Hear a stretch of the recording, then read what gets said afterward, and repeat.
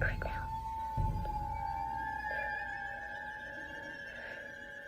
I see dead people.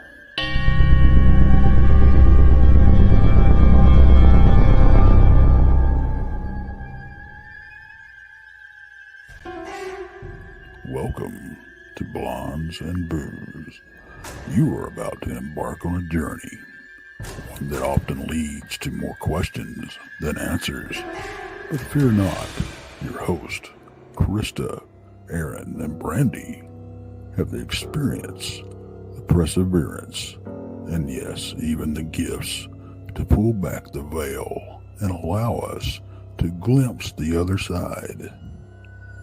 They will share not only their experiences, but will introduce you to world-renowned researchers and experiencers to help you find answers in the murky waters of what we call the paranormal. Their bonds with each other reach far beyond friendship, resulting in a pull no punches approach to the many subjects they explore. Their goal? To open eyes, hearts, and even minds to what lies on the other side, and the answers residing there.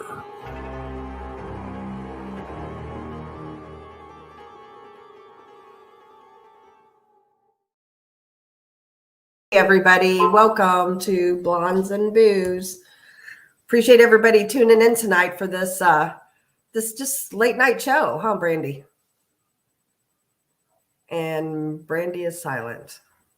Brandi must not be hearing us. So Brandi is going away, but we do have BMR, and he is there he is.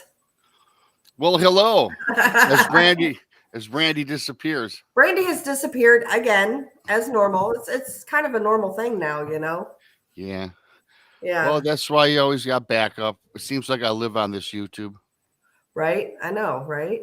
Yeah. Well, I appreciate you coming on and doing this with us. Oh, yeah, always a pleasure. What else is there supposed to do? My Michigan Wolverines blew out Michigan State 42-0. Yeah, I hear you. Hey, Shane. Shane and I had a conversation just a little bit ago. Yeah, Shane's a good guy. I like Shane. Shane, Yeah. Michael, Chris. Yep, I do too. If you guys haven't subscribed to his channel, it's West Coast Dogman Project. Go and subscribe to him for sure. He's got good stuff. So yeah, he does. I like Shane. Good guy. Yeah. So I hear you haven't gotten any sleep today. No sleep. I did a show this morning at 9 talking about my nightmares I've been having. Well, I started getting them back, and yeah, really, yeah. I did a random show at 8 o'clock in the morning. I couldn't sleep all night. Right. Tossing and turning, had this dream about being, again, it's on the show, but briefly, it was just, right. I'm in this dream. I know where I'm at, and I Right. can't get out. The walls, I'm lost, and people that I know they are telling me how to get out of where I'm at, but the walls kept getting closer, and I heard like my dad's voice, who passed away some time ago, and my brother's voice, who's still alive, but then all of a sudden their voices started turning into gibberish, like very demonic. Wow. And I woke up and I couldn't go back to bed, but I went back to bed and the dream picked up again. It was like it never ended. So I went through this dream. It happened 3 or 4 times. The first, I had this crazy dream. So I wake up, walked around my house, had a drink of water, and I went back to bed. And then the dream started from where it left off. It was like it kept continuing. That's scary. Yeah. So, I did the show today on that. And Brandi was in chat, and it was, so I was just, I had to go online. I had to go on, start a show and talk about it to help calm me down a little bit. I have someone I can hook you up with who does dream interpretations. Yeah. I should probably do that. Yeah, that'd be cool. And I will say to everybody that commented, I got like 50 comments on that. People were giving me all this advice. Yeah. Some people were suggesting sleep apnea because during these dreams, I felt like my breath was squeezing out and I was losing breath. And I woke up gasping for air a couple times. Oh, wow. I thought it was just because I was really scared. Yeah. Because it was a very scary dream. That's scary. Yeah. That's So it's on the definitely channel. scary. Yeah. So Wow. yeah, I did that Well, this morning, you guys, and I don't know, I got something going on. Pretty creepy. yeah. Well, as some of you may notice, I have a little sidekick here with me tonight. So Yeah, we are hey, how just about Hello. this is Olivia. Hello. My 11-year-old. She's like, I Hello, want to do it too Olivia. tonight with you. So I'm like, okay, let's do it. Of course. Right, Yes. right. So any of the comments that's coming under Blondes and Booze, she's got my phone and she's making them. She's doing them all.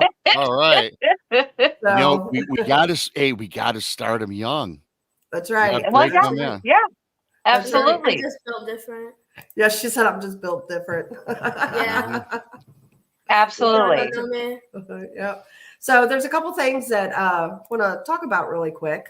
And the first one is, now I know I just put it on here. Here it is this. This is going to be January 27th in Schertz, Texas. And it's a Lone Star Paracon. And it's being put on by Brad and Barry Kling. And they are really good friends of ours. We adore them. And they invited Brandi and I to come hang out with them at the conference. So we're going to make a trip to Schertz, Texas in January. And by then it'll be really cold here in Missouri. So Texas weather will be welcoming. Yeah, it will be. It will be. So, I mean, there's a great lineup of speakers here. Jason Hawes, a lot of you guys probably know from Ghost Hunters. And then the Thomas Winterton. I'm really excited to meet him because he's on Skinwalker Ranch. So Yeah, I'm pretty me excited. too. Richard Estep is a good friend of ours. Lyle Blackburn, you can't go wrong with him. You know, he was just at Josh's conference. Great guy. So, I mean, I don't know a lot of the other people. However, I've heard great things about them. So that should be a good conference as well. You know what I just noticed? That's gonna be a fantastic conference. You know why? Why? I just noticed the date. January 27th. Yeah. That's my birthday. Well, there you go. See, there you go. Maybe you should make a trip down to Schertz, Texas and go with us. Is that way south? Yeah, Yes. that's down by what did I say? Seguin? Is that down by Seguin and Austin? And it's down in that area. Yeah. So, and then there's another event, and I don't have a flyer for it yet, but I just want to put it out there. The Alabama Bigfoot Conference is in the works, and we have the date set. It is June 8th, and we have several guests that have agreed to come, and you guys won't be disappointed. Brandi and I will be speaking. You might be disappointed in that, but wow, congratulations, it's us. girls. And Rob, you're going to be there, correct? I am. And you're going to be speaking. I am. And then we also Barton Nunley, he's going to be there, and so is Martin Groves so far. So if you guys mark your calendars for June 8th, and it's in Anniston, Alabama, and we'll be putting out more information on that. And Josh says something about the conference close to Austin. Close to Austin. If you're in the area, Josh, come on down there. The Kling brothers are great. And I believe Tex is going to be there also at this. Yeah, I think he said he was too. And that guy Tex, how come all these it's great for Tex. Yeah. All these conferences are like 2 hours to a half hour to that guy. And I'm jealous, quite frankly. He gets to go to all of them. Right. All he's got to do is get you know what? You've got Michigan Paracon. That's not too bad. I'd drive to that. I'd go to any of those. You got the biggest paranormal one up there by you. Yeah. The paranormal ghost side of things. Well, yeah, now that I'm, that's definitely an event that I'll have to attend. Yeah, for sure. Right. Yeah. And you can meet a lot of the ghost people kind of. Yeah, no, what you need to do in the community, man, you got to be well-rounded, right? And I love the paranormal. Yeah. Especially since meeting you guys. And half my life's been paranormal anyway. Right. I was paranormal guy well before I had any experience with cryptids. Yeah. Somebody asked where the Alabama is. It's in Anniston, Alabama is where it's going to be. Tex, the whole Porch crew. And actually, I think we're going to call it Texas Front Porch meets Brotherhood of the Wolf. at the Alabama Bigfoot Conference. Yep. So that'll be fun. And yeah, it's gonna be a great conference. So Well, I'm gonna have to get down to Kentucky too and become a part of the Brotherhood. yeah, I gotta get my ass over to the LBL. yes, Oh, yes. excuse me. Sorry, Olivia. She's heard it before. Huh? So She goes, huh? yeah, it just yeah. So, but that'll be fun, and yeah, it's gonna be a great time. You do got to come to the LBL though sometime, Rob. Yeah.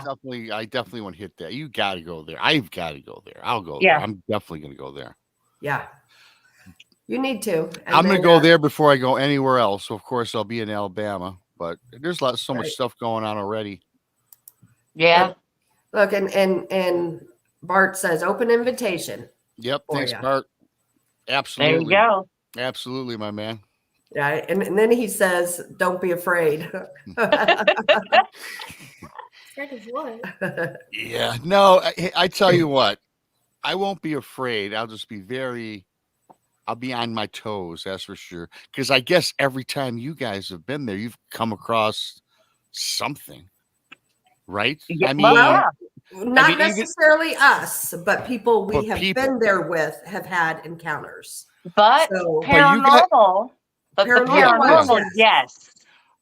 I think when I spoke to you guys before, though, you've always felt that it's just a different place. You get a different vibe when you're there. Yes. oh yeah, it is. Yeah. The whole area to me, like you said, the whole vibe to the place changes. Like, and in the daytime, it's it's tourist, and you see people out there just camping and kids riding their bikes, and it's packed. But at night, it brings on a whole new ball game at night. Let me tell you. Yeah. Yep. Yeah. So I'm telling you, it'll be worth your trip, Rob. Oh yeah, for sure. Yep.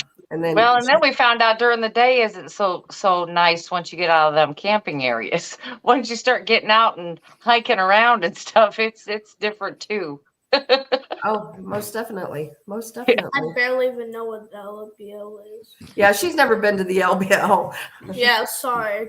Hate to say it, but Well, that's okay. sorry, y'all. You got plenty of time to get down there. Yeah. Yeah, Grow a couple more years and then I'll take you. that's right. I'm That's shorter right. than Kevin Hart. And then Bart says we had Bigfoot activity 3 nights in a row this week down there. So that's awesome. Right. Yeah. Wow. Yeah, that is great. That's scary, honestly. Yeah. Yeah. They're not known to be very friendly at the LBL. But that's what it's all about, right? Yeah. Yep. So anyway, Yeah, that's what we're looking for. yeah, absolutely. What you guys want to talk some ghosts? Yeah. We can talk some ghosts. Let's talk about what you got sitting out there, Brandi. Right. So we all know if you've listened to me before talking about that I have friends that just travel with me or they're in the house and stuff. So I thought tonight I'm not going to directly communicate. What I'm going to do is I'm just going to turn on some equipment and see if we get any hits. This first thing I'm turning on here is an EMF meter. Now, if you look back here, when I turn it on, it'll go green. That means I have no EMF going on right here. But once I get it close to the phone, because the phone puts off EMF, it'll go off. So I'm going to keep it right back here. And you should be able to see that green dot. So if that starts flashing, we'll all see it. This one right here is the EDI plus or Eddy plus that people like to call it. I'm going to turn it on. This is the temperature gauge right here. But this part down here is vibration. So when it hits, it goes off. So I'm going to turn that off in case I hit my desk because we really don't need that. But this here will turn blue. It's a straight line. It will turn blue. That is EMF. If the temperature changes in the room 5 degrees up, am I frozen? Nope. No, Keep going. Am I frozen? I didn't know if I was or not. No, you're good. She can't hear us. Brandi, now you can't hear us. Yeah. Look at her face. She's like, well, son of a bee. Hold on. It was just blinking. If the EMF meter was just blinking, I'm thinking that's what's going on. Wow. Okay. Can you Okay. hear me, Krista? Yes. Uh, There it is. Yes. hang on. I don't think she can hear I'm us. trying here. Oh, Yeah, I don't think she can hear us. I see a lot of people Am I still out? asking. I hear a lot of people asking about Oh. going to the LBL and what Brotherhood of the Wolf is, and that is actually a group Bart started back in 2007. So it's people that he takes out, and if you go out and you research with him, that's how you become a member of Brotherhood of the Wolf. You have to be asked by Bart and go out with him. And I Into imagine the we woods out take. there. I imagine we take one of those big Bowie knives, and we probably become blood brothers with a nice little slash. Well, right? we haven't done that. That we have not done. And do that and spill our blood over sacred ground. Yeah, we haven't done that. So it's just a cool group, you know, and there's several of us that go often, more so, you know, there's a lot of people in this group, but there's several of us that go more often than not, you know. So anyway, it's just fun, and it's we have a good time all together and just hang out and, you know, and go out and look for creepy stuff, be it ghost or cryptids, you know. No, I'm down for that. You know, here where I live, I've got a creek that surrounds. It's a horseshoe, and it's pretty cool because just like last month, I was talking with my neighbor. He was asking me, "Hey, Rob, what do you do?" and this and that. And so I said, "Hey, man, I do."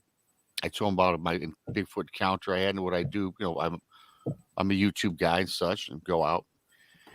And so he comes over about a week later. He shows me this picture of something that was extremely. I can't quite make out what it is. Okay. And then he showed me a picture of this footprint, this track that's about 5 miles up the creek from me.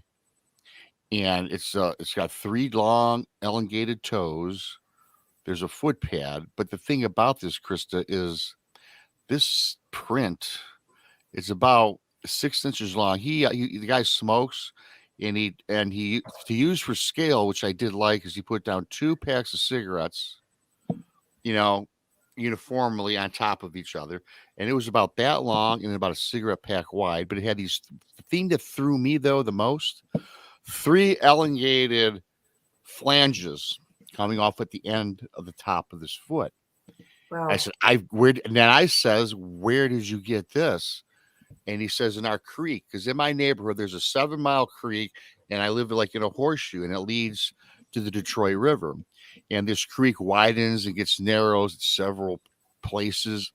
I live in a subdivision, yet this creek is surrounded by woods on either side. So you have a nice tree line, and it leads to all these other tributaries. Eventually, it dumps into the river.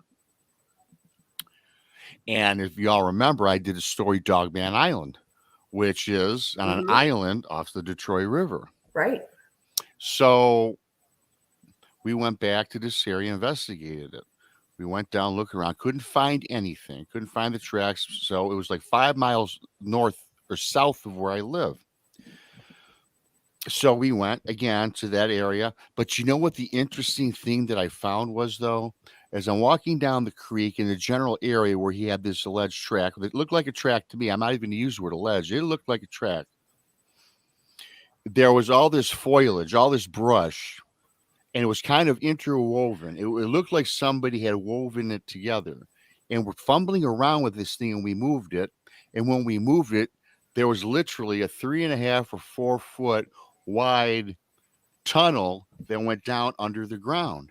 And it was middle of the day when we started doing this, and he happened to have a light, a flashlight, a nice beam on it, and we shined it in this tunnel, and it ended. I mean, it was a tunnel, and we could look as far as the light would go, and it was right at it was where the creek came down to it was where the outer hill that the creek sat in. It's about 12 feet from the top, went down to the bottom of the creek. And I'm thinking, well, that's got to be something there. And where I live in this part of Michigan, you guys, we don't have wolves, we don't have bears, we don't have any real predators around here. You know, we've got some wild dogs that run through the neighborhood. I have seen a coyote on several occasions, but when you match up the print this guy showed me, and then that tunnel, very, very interesting. So I'm gonna go back. We're gonna go back maybe here in a couple weeks because he owns a business. He's always very busy. We're gonna plan a day and go back when the ground gets a little softer. Because the thing about this creek area, you guys, is very muddy. You can't get any real footing. So that's the latest interesting thing that I've got going on right now. Wow. Do you think you'll get service enough on your phone maybe where you could do a live from out there? That would be awesome. I could, well, I'll see. I probably could. I mean, I have a decent phone. And where I live, the creek is it's embedded. It goes throughout the entire community. I mean, there's homes, there's cell towers. So I bet I could get service. Wow. So when we go, we're going to plan in a couple months. We're probably going to do it in November. Yeah. At least wait for the ground to get a little more hardened. Well, if you could get service, just let me know when you're going to go and I could drive your show for you. That would be fun.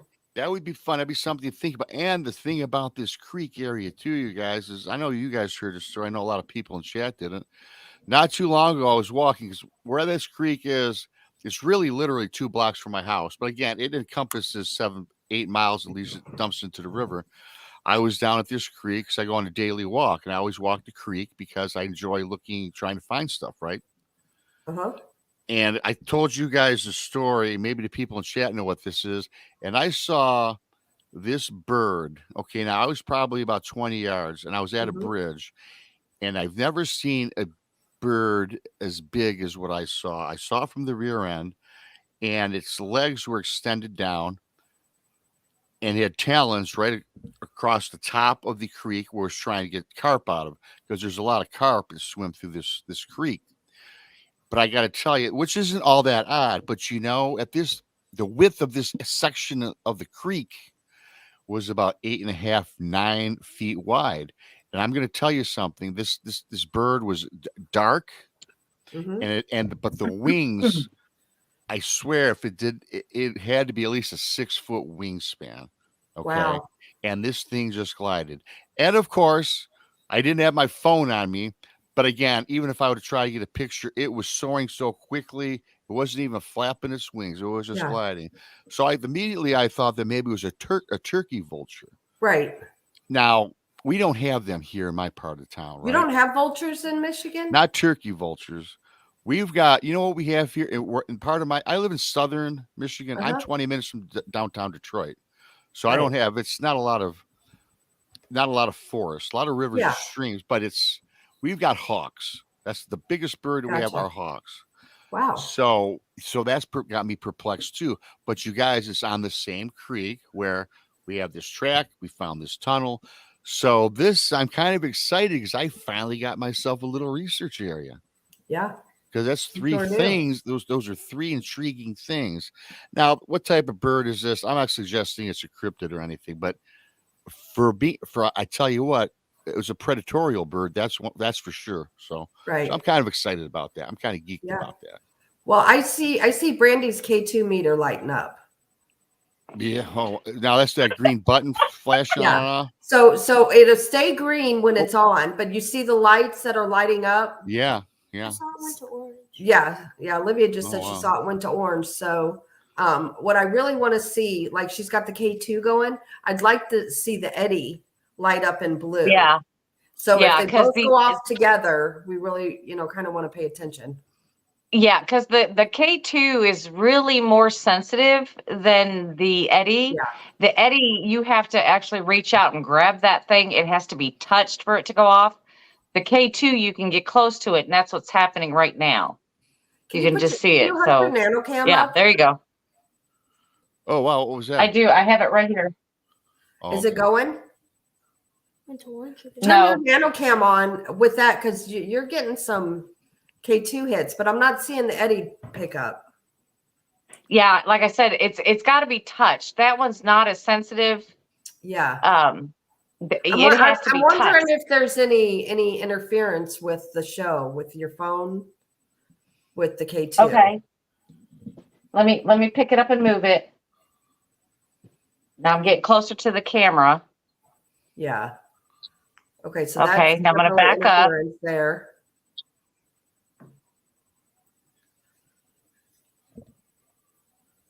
Yeah, None. try. Yeah, Does somebody have a TV on in the background? Because I thought I heard like something. I do not. Okay. Put the K2 behind the ghost. A little further away where we can still just kind of see the light. I just want to make sure there's not any false positives with the you know what I mean, with the show. Okay, let's wait and see. Yeah. And then put the Eddie back up and then let's watch and see if they both go off. Is that cool?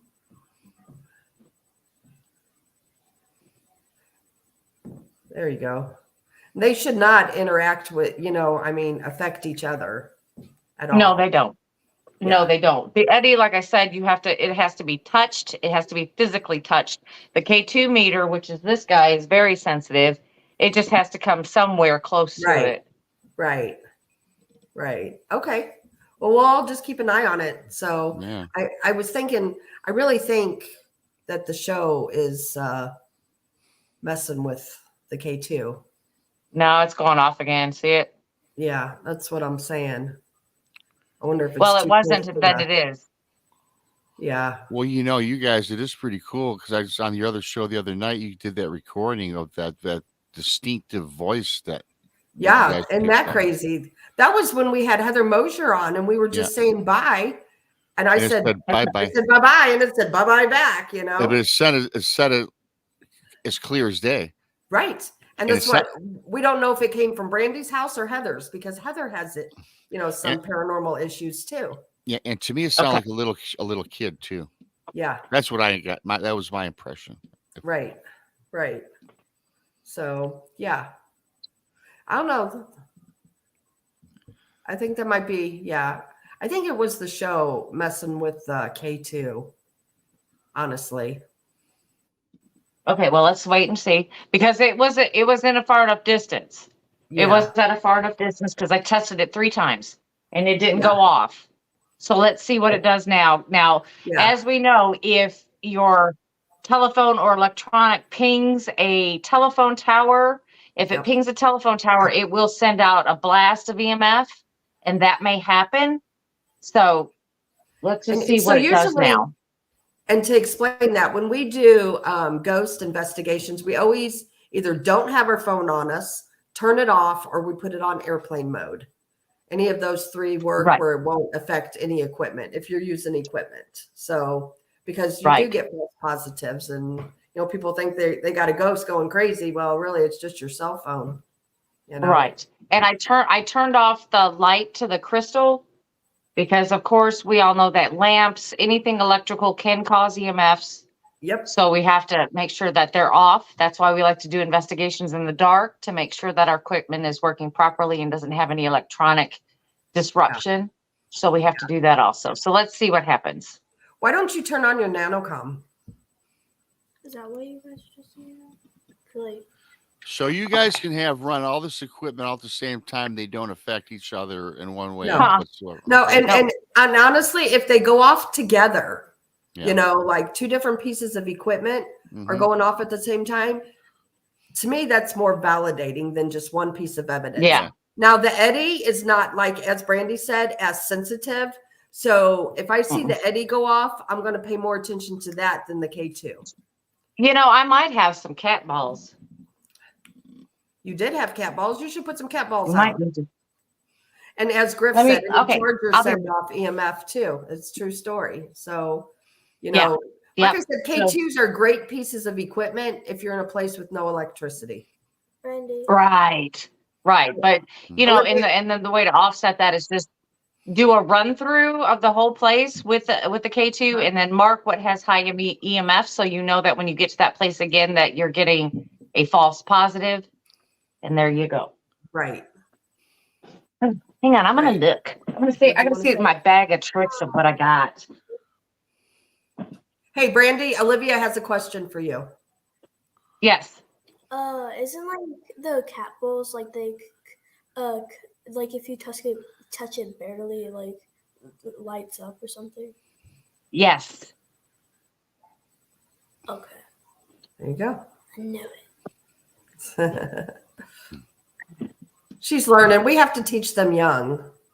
Yeah, I was saying, that's the way to do it. Yep. Right. So if it moves just a little bit, it'll go off. And I mean, I didn't even have to touch it that hard. Crystal to go JS, off. Brandi, are you going to bring any equipment to Brown Springs for the meet and greet? If you And want your me to, cat yes, ball I is can. going off. Huh? I said, if you want me to, yes, I can. That is not a problem. Okay. I usually have it in the car anyway. Yeah. Randy, I'm sure you got all your equipment wherever you go. You probably got a bag, right? You probably got a gym bag full of stuff. I have, actually, I have cases full of stuff. So let me ask you guys then. Okay, you just had your fingers on that ball and it was lighting up because you had your hands on it. Now you got it placed, it's off. So that was you physically touched it. So if that goes off, if I'm thinking something from the spirit realm, it's got to have some sort of physicality to it, correct? They got to be moved. So the cat balls have to be touched or moved. Okay. Oh, okay. Mm-hmm. Yeah. They have to physically be touched. Yes. Paranormal. So we'll see. Asked you, Brandi, any particular brand on those cat balls? No, I just recommend any cat balls, and I usually get the cheaper ones. Well, they're not even really cheap anymore, because you can't change the batteries out in them. So when they die, they die. You have to buy more anyway. So there's no use in getting really expensive ones. So just buy little cheap ones, and away you go. They all work the same. Yeah. And then Janet Martin says, so they measure electromagnetic fields instead of creating them. Yep. Yes. Yep. Wow. Yeah. So maybe yes, maybe and I do have a go bag. This is the one that this is the one that I usually carry across my body. I put the particular things that I want to use in it, and it just straps across my body so I can just pull out of my bag as I go. But then I have cases that I'll pull from and exchange out equipment as needed. Or, if some things aren't working, then I will go back and get other things. I've got a body cam and all kinds of different things that I will pull out if nothing else is working with the infrared and just all kinds of stuff. Right. Oh, cool. Yes. Hero says cat balls on Amazon. Yes.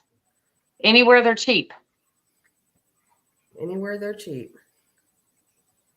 Yeah.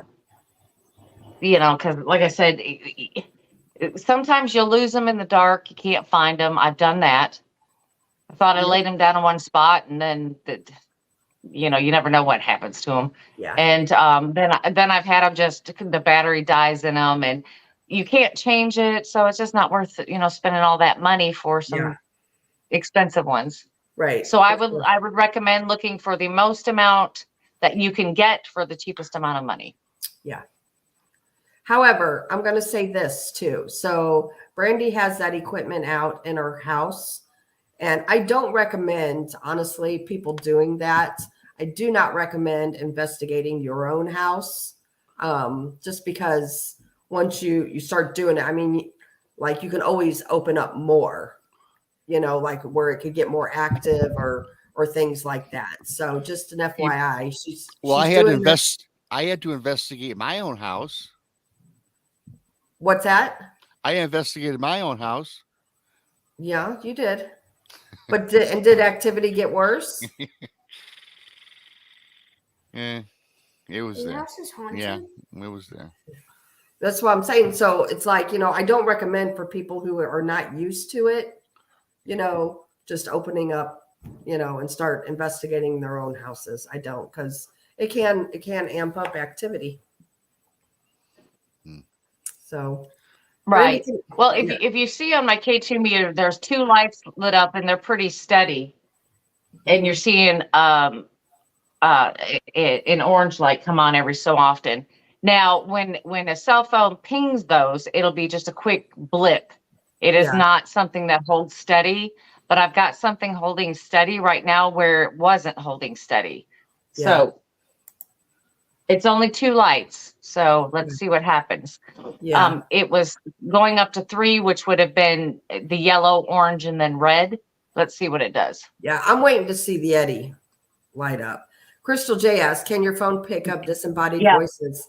If you can record, just like recording mode on your phone. Absolutely. You can use it for like a EVP recorder. Yeah. But keep in mind, I will tell you this, a lot of those apps that people put on their phones, I don't agree with them all. They're programmed for words, and they're on your phone, and so they hear everything you talk about. So I believe a lot of those can be influenced. Yeah, that is absolutely true. Because I mean, when you sign into these apps, they ask for your permission to use your microphone. Yeah. And as soon as they ask for permission for that, just get out. Don't even get it. Yeah. I was asking because that could be a pretty good marketing tool. If you have an app on your phone, just like on our phones today, just the other day, I said something about getting new glasses, and all of a sudden, we all get the ads, right? Yeah. So let's say that you've got your phone and you have this app and it's open and it can pick up what you're saying. Do you think some of these creators of these devices purposely worked at so it can pick up what you're saying and then in turn turn that into something that's not believable? Like they'll act like it's a ghost or some sort of spirit because it knows from the way you communicate throughout your home, talk on the phone.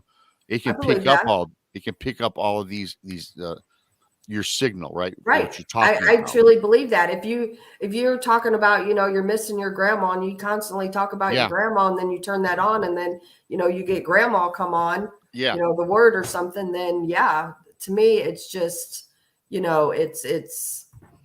I don't trust the apps. That's just my personal opinion. I know a lot of people who use them, but I don't. So, especially when it says they would like to have permission to use your microphone. That is an absolute no. Yep, absolutely. And Olivia wants to read the question. We can answer it. Okay. Janet Martin.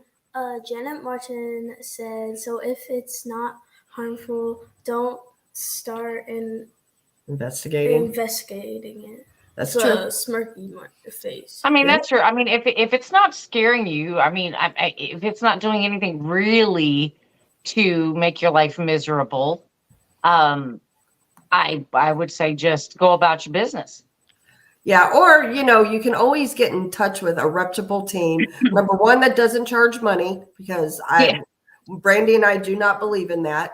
No. And a lot of it, we can just even talk to you over the phone. Like there's, if you have a little something going on and it's not hurt anybody, you can even offer to like give it a room in your basement or something like that. You can make agreements with them, and it's, and a lot of times if you don't act to it, then the activity will get less.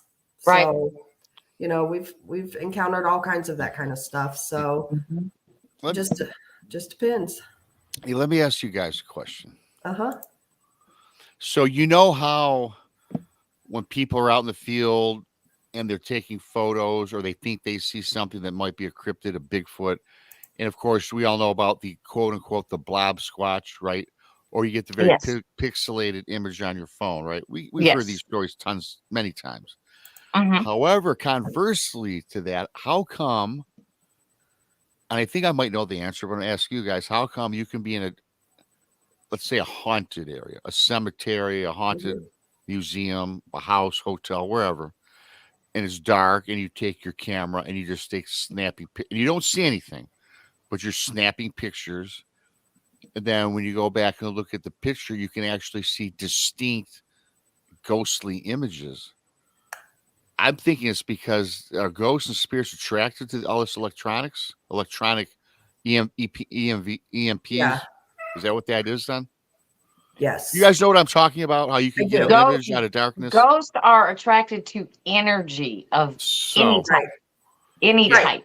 So they'll use that energy either from equipment or even people. Yeah. Sometimes someone will get drained because they just had their energy taken, for a ghost to manifest, Shane has a question here. He says, Krista and Brandi, I'm a novice to the paranormal community, but I was always curious about Ouija boards. Do they really work?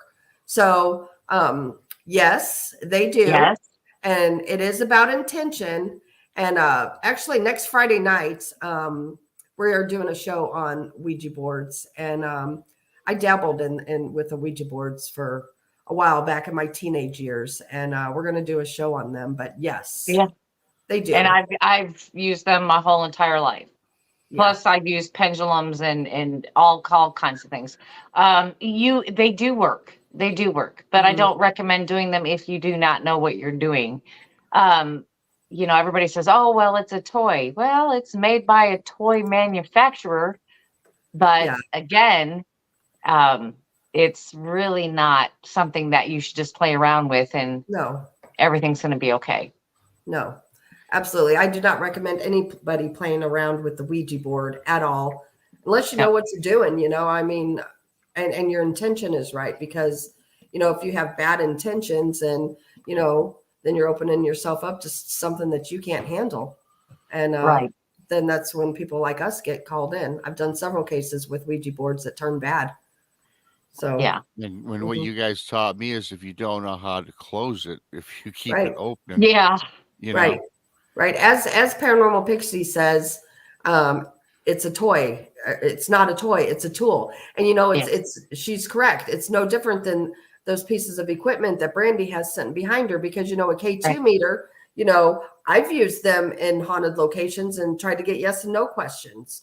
So what's the difference between using a Ouija board, asking questions compared to what Brandi's got sitting right there?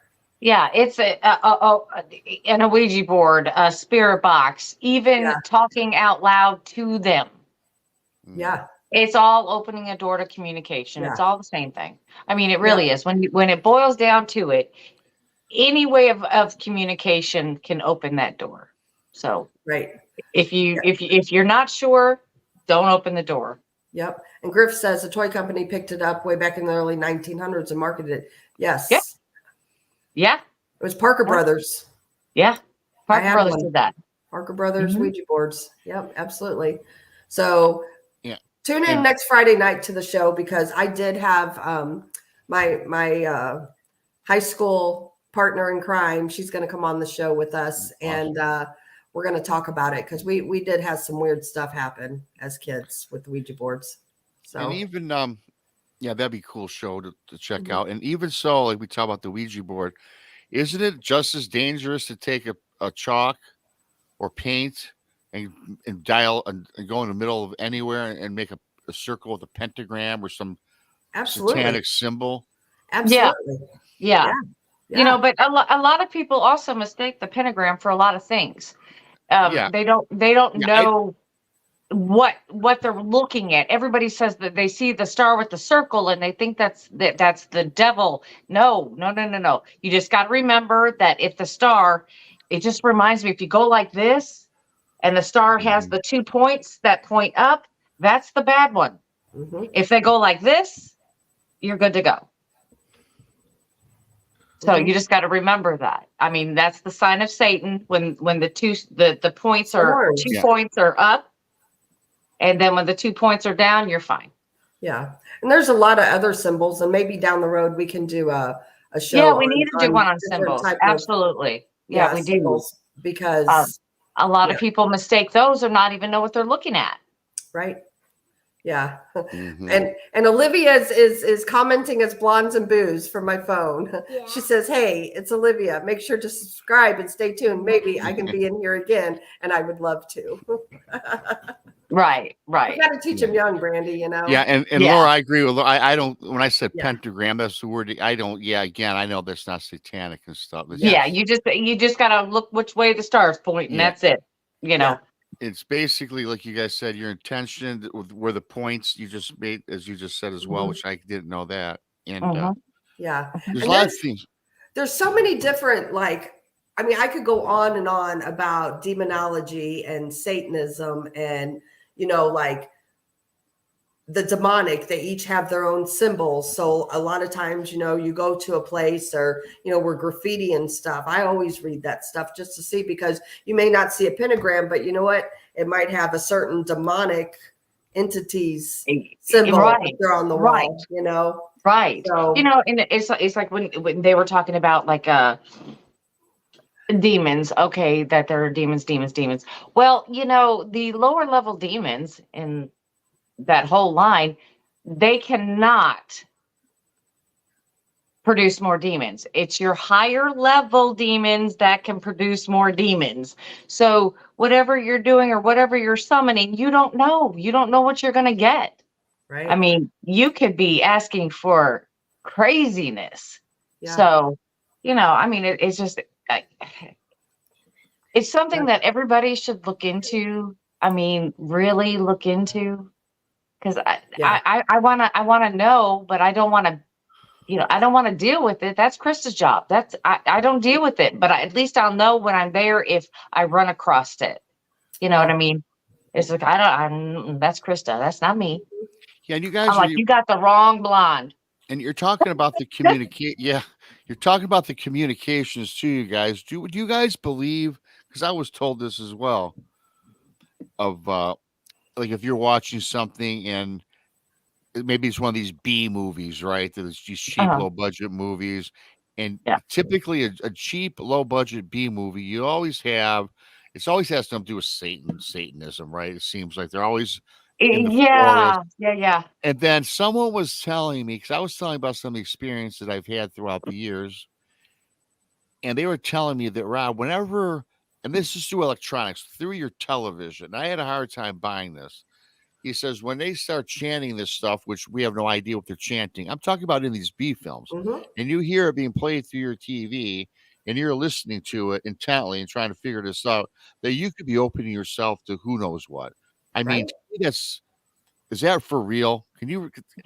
So, because there's millions of people that watch these shows every single day, and I know they don't have demons in their house.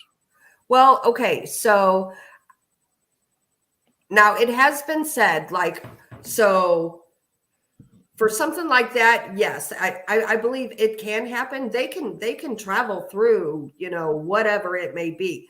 Whatever form of energy they find, they can use. So if it is your TV, then yeah, why not? Absolutely. I mean, they use my batteries all the time. They'll suck the battery out of my phone, which is rechargeable, my AA's, AAA's, my 9 volts. I mean, you'll just buy and put them in. They work great, showing a full battery. 2 seconds later, you got nothing. So it's whatever energy they're using. They're going to take it. Yeah. And again, I agree with you. I think that makes perfect sense. But but when I look at the totality of this, with everybody in the world that watch these things, because there's millions of people that watch these things, they're certainly not all affected. So I guess my question is, do these objects, demons, whatever you want to call them, are they only attracted to weak people or people that they know that they can prey on their insecurities or whatever they've got going on? That's their first hit. But they also prey on the unsuspecting. And there's many ways that people don't know what they're doing when they do it. Say if they bought a house, which they had all these rituals in, and they put all these things on the floor and did all these things in there, and they covered up with carpet. You don't know anything about that, but guess what? Bang, bang, boom. You've got some nasties in your house, and you didn't even know. You didn't invite them in. They were already there. You know what I mean? It's kind of like you when you open yourself up to it. That's like Chris and I talk to everybody about all the time, is putting on your spiritual armor and being ready. It's just kind of like you can't let that guard down. So let me ask. Okay, I understand that. So you remember when I bought all the antiques and had all the dark, the shadow people? There's another one, yeah. See, but when I bought that, I was unaware of that these things were possessed or they were haunted. And I didn't, when I bought them, it certainly wasn't to have that happen, right? I mean, I didn't buy. I Sure. thought they looked Right. cool, Absolutely. so I was unsuspecting. And where I Right. got these from, because who knows where these things came from, right? That's the thing. Right. They probably came from a possessed house or a landfill, wherever the hell they were, right? Mm-hmm. Yeah. And And then people, when yeah, go ahead. yeah, it's they will look for the weak too. Even people who are sad, depressed, people who are on drugs, alcoholics.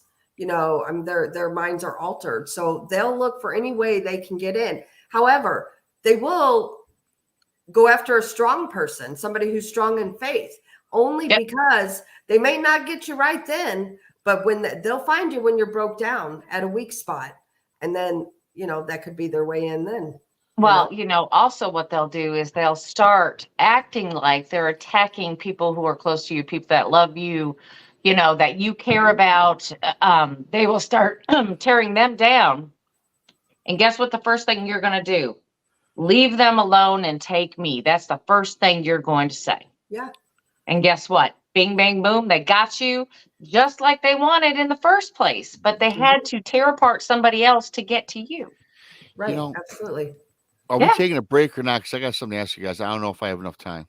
Let's take a break. Let's take a break and then ask after that.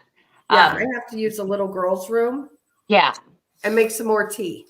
And make some more tea so she could use the little girl's room again. Yeah, right. All right. Yes. So let's do that. Let's take a quick break. And yeah. And when we come back, everybody stay with us, and we'll come back and we'll talk more on this stuff and whatever else anybody else in chat wants to talk about too. We can touch on that. Right. as well. So, Right. Stay tuned. Yep. Stay tuned. See you in 5.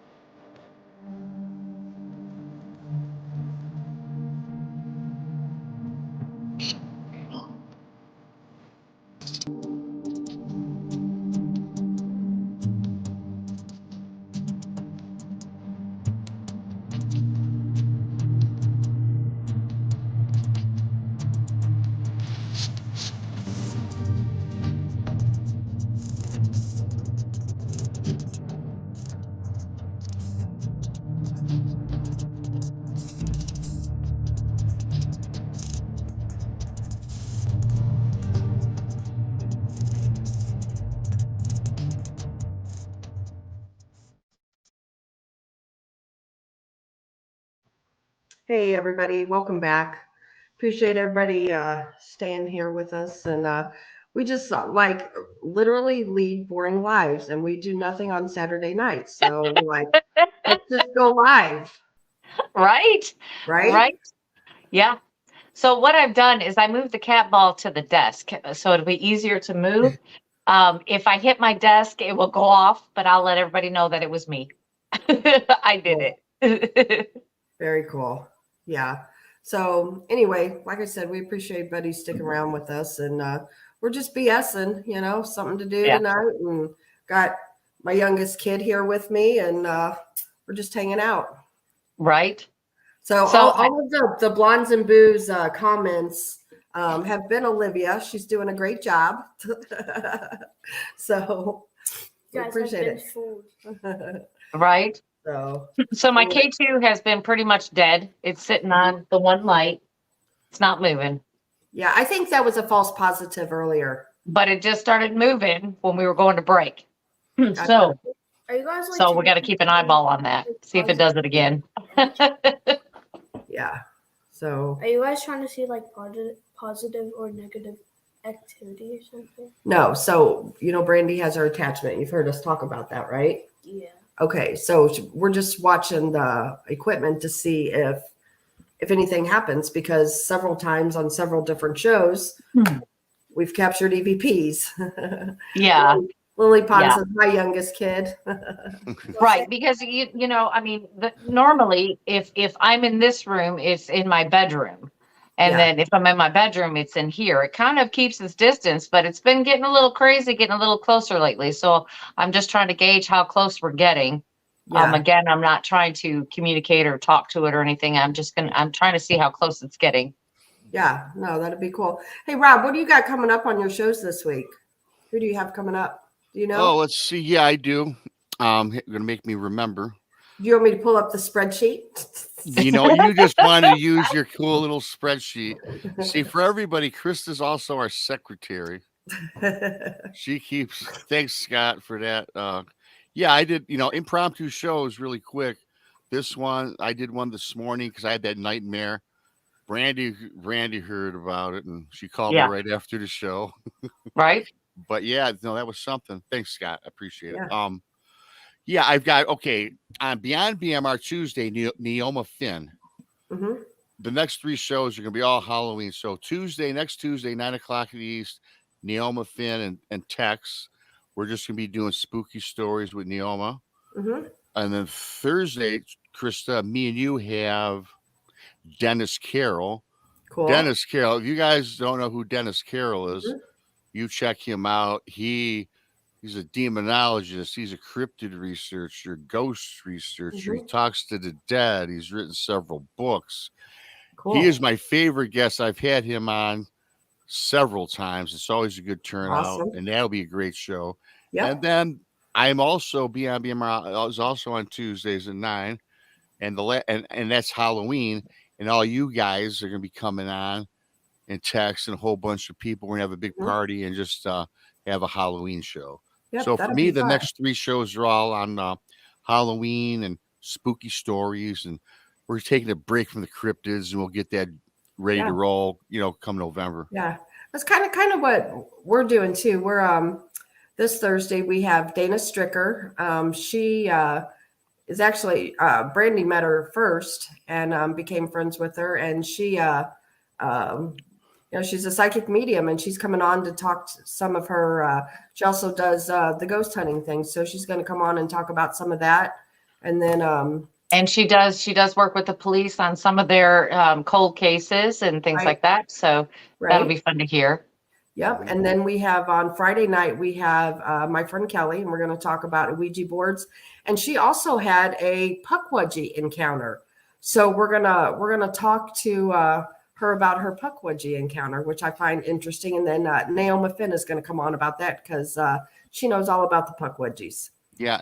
I love that too. Oh God, we all have some great shows coming up because I've got Robin Moonshadow in November discussing the little people, proto pygmies, all of that crazy stuff. Yeah.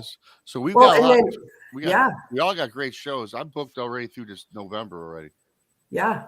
Well, and then on a week from tomorrow, we actually we have Josh Turner going to come on and tell some spooky stories. Yeah. So that'll be fun too. Yeah. Mm-hmm. Yeah. So you guys will have to.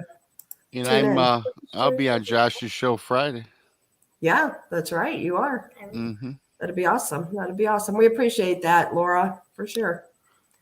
So anyway, yeah. Well, we can get back to what we were talking about and Ouija boards and whatever anybody else wants to talk about that's in chat. So. Right. Well, I had that question that was on the tip of my tongue, and then we took the break, and I forgot what it was. However, though, I was going to ask you guys because, and you guys know that I've always had spiritual and ghostly encounters since I was like 5 or 6, right? Right. And then the house, then my bar, my niece. So I got tons of ghost stories. You guys have heard them all. So my question, though, when I had the dark shadow people, which was pretty scary back in my 20s, that, we took all the stuff out of the house and got rid of it, right? Right. Long story short, you know what I did. Do you think, though, because I never did any cleansing of myself, do you think that I've got something that follows me about, and even my nightmares I was having? I think all this stuff for me is just. And yes, there could be health things like all the people that left comments, sleep apnea, perhaps, sleep paralysis, perhaps. A lot of cool comments. Thanks, guys. But you think that since I've been involved with this for many years, that there's just there's something that just follows you around, and unless you go and get a total cleansing, you're never going to really, truly get rid of it. Because things have happened here in this house, right? I mean, wherever I've been, I've had things happen. Doesn't matter. I mean, I'm not saying that you have an attachment or a curse or anything. I wouldn't. I think that no. It wouldn't hurt. To you believe in God or whatever your belief is. You can always say you're covered by the blood of Jesus and pray, and you can do things like that too, and you can also set things around your house too to deter it. So yeah. Yeah. I just thought I'd throw that at you. I don't know. However, my thing with you though, you're sensitive, you're open to stuff. And so I think that's why you've had so many encounters over the years, including your Bigfoot encounter. Yeah. Yeah, it could be. And they just seem to progress and get more vivid as time goes on. Yeah. Although they were pretty vivid as a kid. And of course they were extremely vivid in the bar. So, but yeah. Oh, Rob froze. Did I? There you are. Yeah. So that's what I'm saying. Just for a split second. You did, but you're back. Yeah. But I just feel like that you have abilities, so you're open to it. And, spirits and things from the other side see that light bulb on your head. And the more, it gets brighter and brighter. And, that's why you have a lot of the encounters. I believe that you do. Oh, really quickly, too. Yeah, I think so too. And really quickly, because I remember Paranormal Pixies reminding me of something. Remember about 2 weeks ago, we did the show that I was on. We talked about the creepy great grandfather's picture of my mom. I remember how I took a picture of it. Yeah. I remember. And then in the picture, there's no scratch, but right. The physical object has no scratch, but the scratch, you could see it in the picture. So the next morning, I went to show my mom the picture because I took that. Remember, I took the picture right for everybody. I took that picture that night. Remember? Right. Yes. And I shared it with you guys. So so after the show was done, I stayed up, probably watched a little TV, and went to bed. So I was then going to talk to my mom about it, right? Yeah. And I went to show her the picture. Okay. And you guys, I know I didn't delete the picture, but it's nowhere to be found in my phone. Really? What? Yeah, I can't pull it up. It's gone. And I know I didn't delete it. That's crazy. I can't find it. Now, maybe I hit it in my phone and didn't know because it was late at night. I could have maybe hit a wrong button. And I don't know how to, maybe I archived it and don't know it.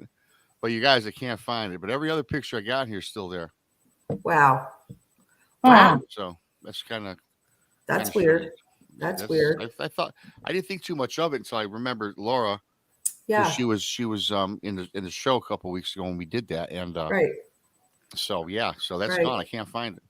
Yeah. A Spiritual Odyssey asks, are you guys familiar with the book The Demonologist by Gerald Brittle, subtitled The Extraordinary Career of Ed and Lorraine Warren? I am not.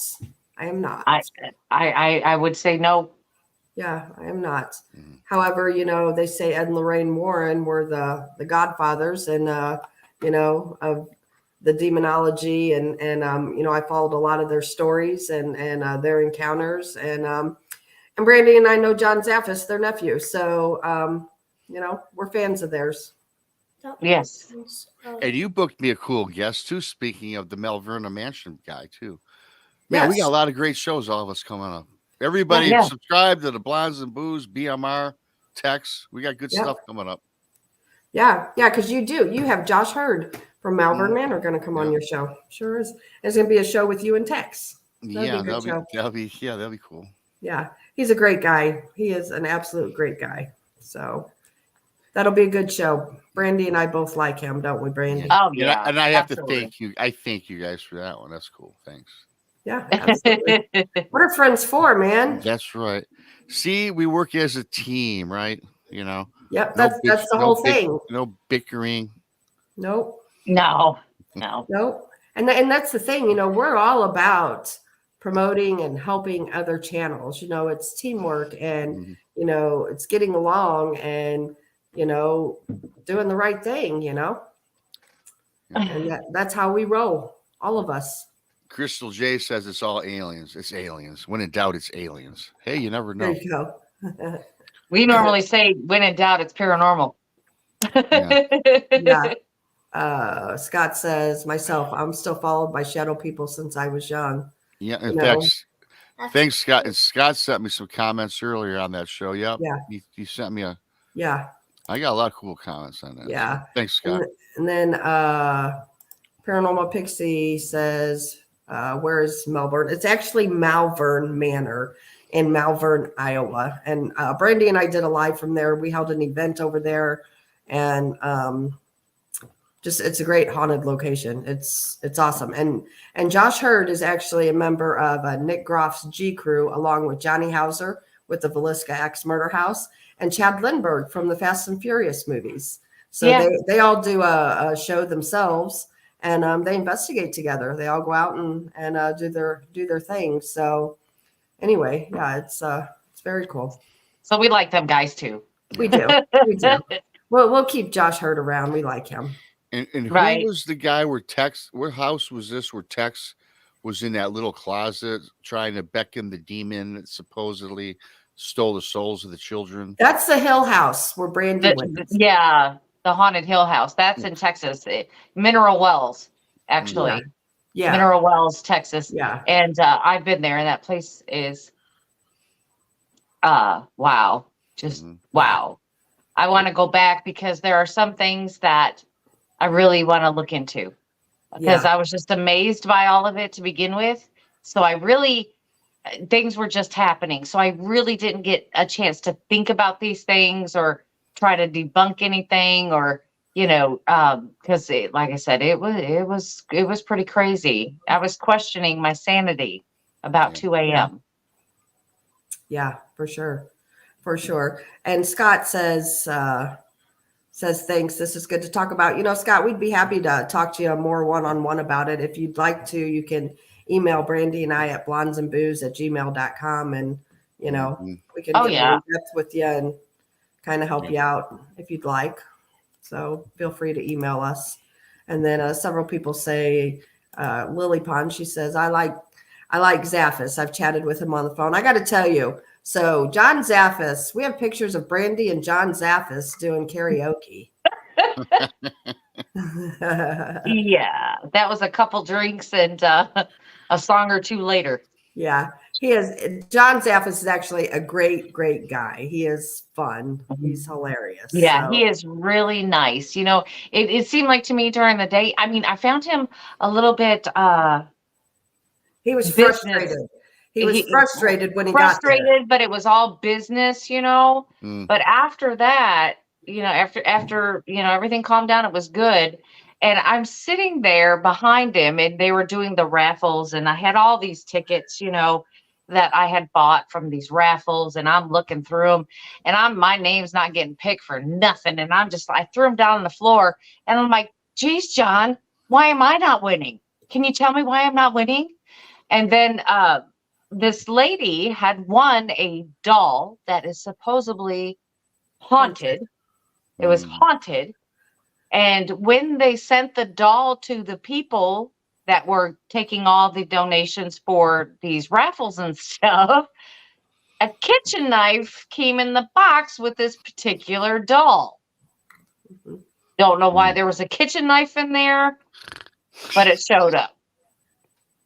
It was from Christopher Booth, by the way. Christopher Booth sent that doll there.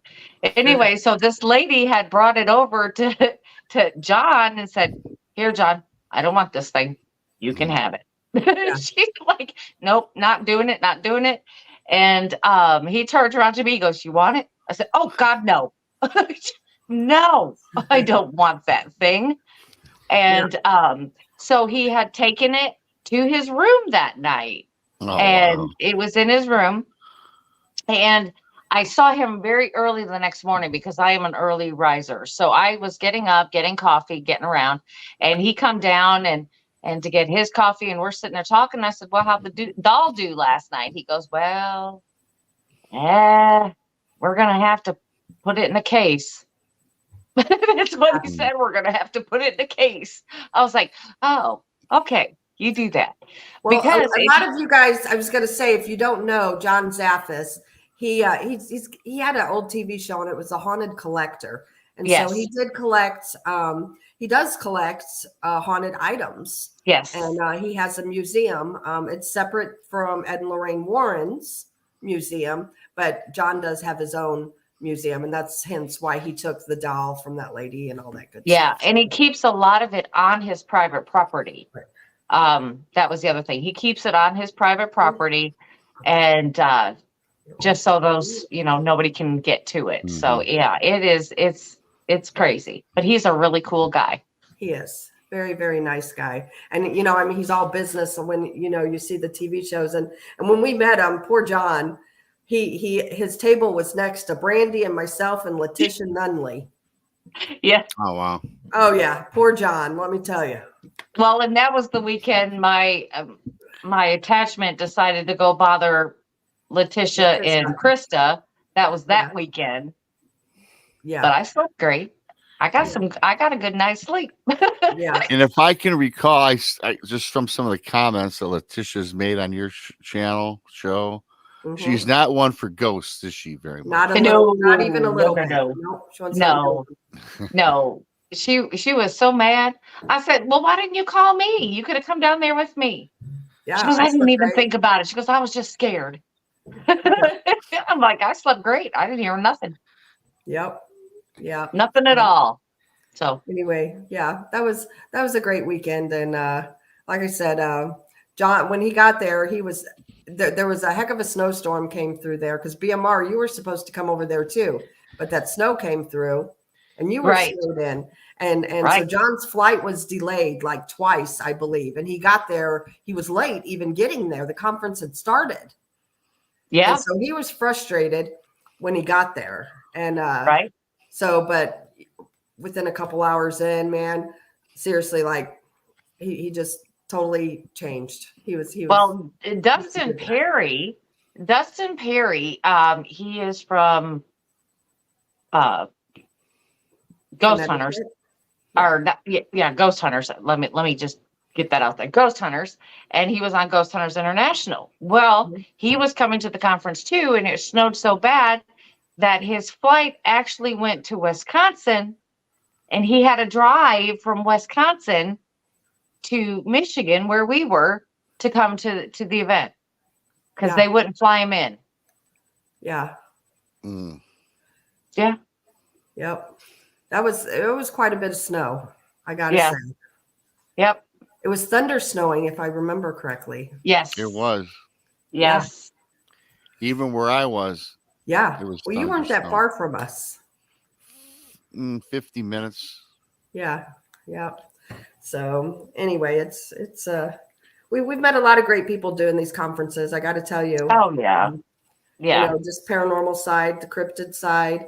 And honestly, I don't know a whole lot of UFO people because we've pretty much just been in the ghost and the cryptid side of things. But I hope that'll change in the future for us. Oh yeah, absolutely. Yeah. Yeah. If Terry Mosby has anything to do with it. Yeah. Or Yeah. Yeah. Well, it's kind of cool for you guys too, because when we all first met up, you guys were 95% just paranormal, right? Uh-huh. And you guys got on board with us with the cryptid side since we were doing that, and you guys just fell right into it, and you haven't looked back. Nope. And we like the cryptid thing. Because at that time, Rob, we already had the belief. Yeah. Mm-hmm. We had the belief. It wasn't like it was something new to us. It was just something we just didn't explore as much. Yeah. Because Krista and I were having already conversations and all kinds of stuff about it already. We were already talking about it before we joined. But now we're not believers, we're knowers. Yeah. Yeah. And now that you've on both sides of the coin, I know what your answer is going to be, but for the audience, do you think that all these things are now connected, related in some fashion? Well, okay. So ghost, we've had lots of encounters with ghosts over the years. Oh, yeah. I've seen orbs, but they were always at haunted locations. Mm-hmm. At the Land Between the Lakes back in January, we saw some kind of creatures peering out of trees. Not going to deny that. However, I was going to say shadows. We don't know if they were people or something else. Right. Yep. Mm-hmm. We did see orbs through all that whole evening. So that was a little weird to me that, we've seen these beings and then we were seeing all these orbs all night. Then, fast forward to here in September, we had our Bigfoot encounter, Brandi and I did. And honestly, it was that for me, there was no weirdness, no woo to that. It was a flesh and blood type deal. So do I believe they're intertwined? To a point, yes, I do. I think that, they're all on a different dimension, a different realm. Absolutely, I do. I personally have never saw a Bigfoot or a dog man go through a portal, but I haven't saw that. But I'm not knocking anybody who has. I believe them. That's their encounter. Same as you, Rob. Your encounter was a little woo with the Bigfoot. It was a little woo. It was a combination of both flesh and blood and the woo. Right. So, I do believe that all of this stuff is intertwined. I just don't know how. Yeah. Yeah. Well, I was thinking about something the other day, how, again, with Bigfoot, yes, flesh and blood, yes, hybrid human, right? And we've also, with a lot of First Nations or other people, Ron Moorhead, I always bring up, got that woo, you got that, we've heard stories about Bigfoot being invisible or being ghost-like.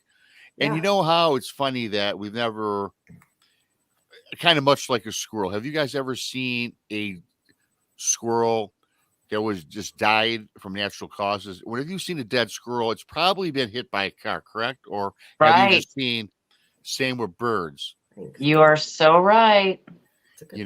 Which to me, that's kind of woo. So getting back to Bigfoot, how we say we've never found even a dead one. Right. First of all, Mother Nature would eat it up, I think.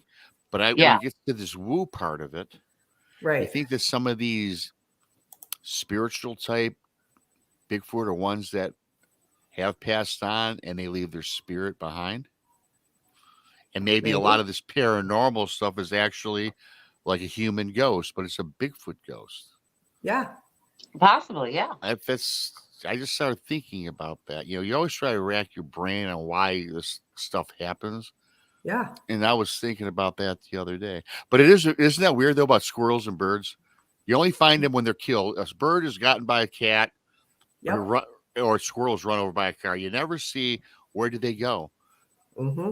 do they bury the, I mean, that's, to me, that's really amazing.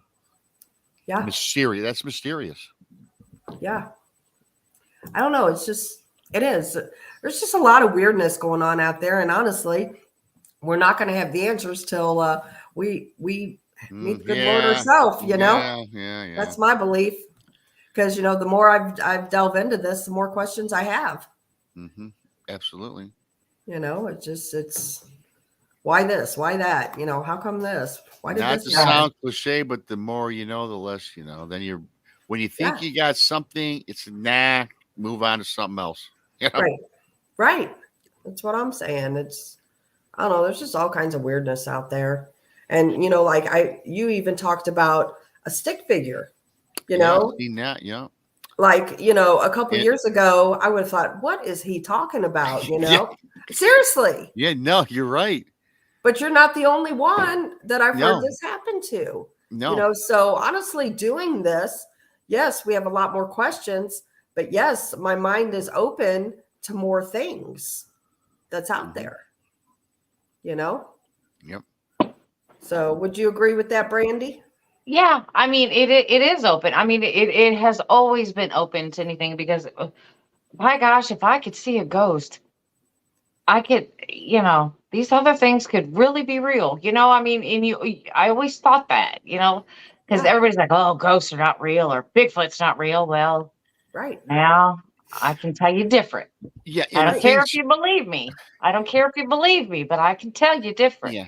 Yeah. And I think the weird thing too for me, like I think I was 5 or 6 when I saw a ghost, right? But when you're growing up, even if you didn't see one at a young age, growing up, what's on TV more than Bigfoot? There's always ghost stories on television or at the movies. It's always ghosts. Right. And I'll be honest with you, I do believe there's spirits. I would probably say that if I never had a Bigfoot encounter, I easily would say that without even having a ghost experience, that ghosts to me absolutely existed without any prejudice. I just think they're there. I mean, to me, they're there, right? Mm-hmm. Yeah, absolutely. I don't know. It's just a weird world we live in, And we have, well, like she just said, it makes it unique. Mm-hmm. That's a true story. I was just talking to my friend that we're going to have on the show next Friday. I was talking to her before the show and I never thought that, I've heard so many stories from people that I don't know. However, people that I do know, like, my friend Kelly, she had the Pukwudgie encounter. And then I've got another friend who saw a dog man. These are people that I've known, but, they never came out with what happened to them because it was hard for them to comprehend themselves, Mm-hmm. So my mind has really opened up a lot. Yeah. For sure. And the first time sorry, I heard of a dog man. I'm like, what the heck is that? I never knew anything about the dog man until I started doing this. Dog what? Dog man. Uh-huh. And then there's more. I'm not big on this classification of dog man. I've known of two, the one, the bipedal, and then the one that looks like a huge werewolf, right? From the people I've spoken with, stories I've gotten, and some say a hellhound, a demonic dog, right? There's so many avenues you can go with that as well. And everyone that I know or thinks, except for maybe Tex, thinks that is actually an entity and not a flesh and blood creature. Yeah. But that's people's opinions. Yeah. I've never heard a person tell me other than Tex that they've seen a full physical dog man, except for the bipedal canine, they call it, right? Yeah. Where it looks like a German Shepherd, walks on 2 legs, has an oversized German Shepherd set. It's very thin. It's not very scary, but to see a dog walking on 2 legs is creepy. I don't care how big the thing is. If my buddy's German Shepherd got up and walked over, that would freak me out. Me too. I mean, Right. Yeah. Come on. Yeah. Well, We're you just know, talking like about a dog. yeah. Well, my friend that had the dog man encounter, she still like is in denial with it. She when she told me she's seen it's the biggest dog she ever saw. She was taking her trash out one night at midnight, and she said it was huge. She said bigger than any Great Dane she's ever saw. And Great Danes are large, large dogs. And I told her, I said, well, maybe it was a dog man, and she said it had a weird look to it. So, and I told her that. She goes, well, I don't even know what that is. I said, well, I can tell you what it is. I bet you, it sounds like, I'm not saying that's what it was, but it sounds like to me it was a dog man.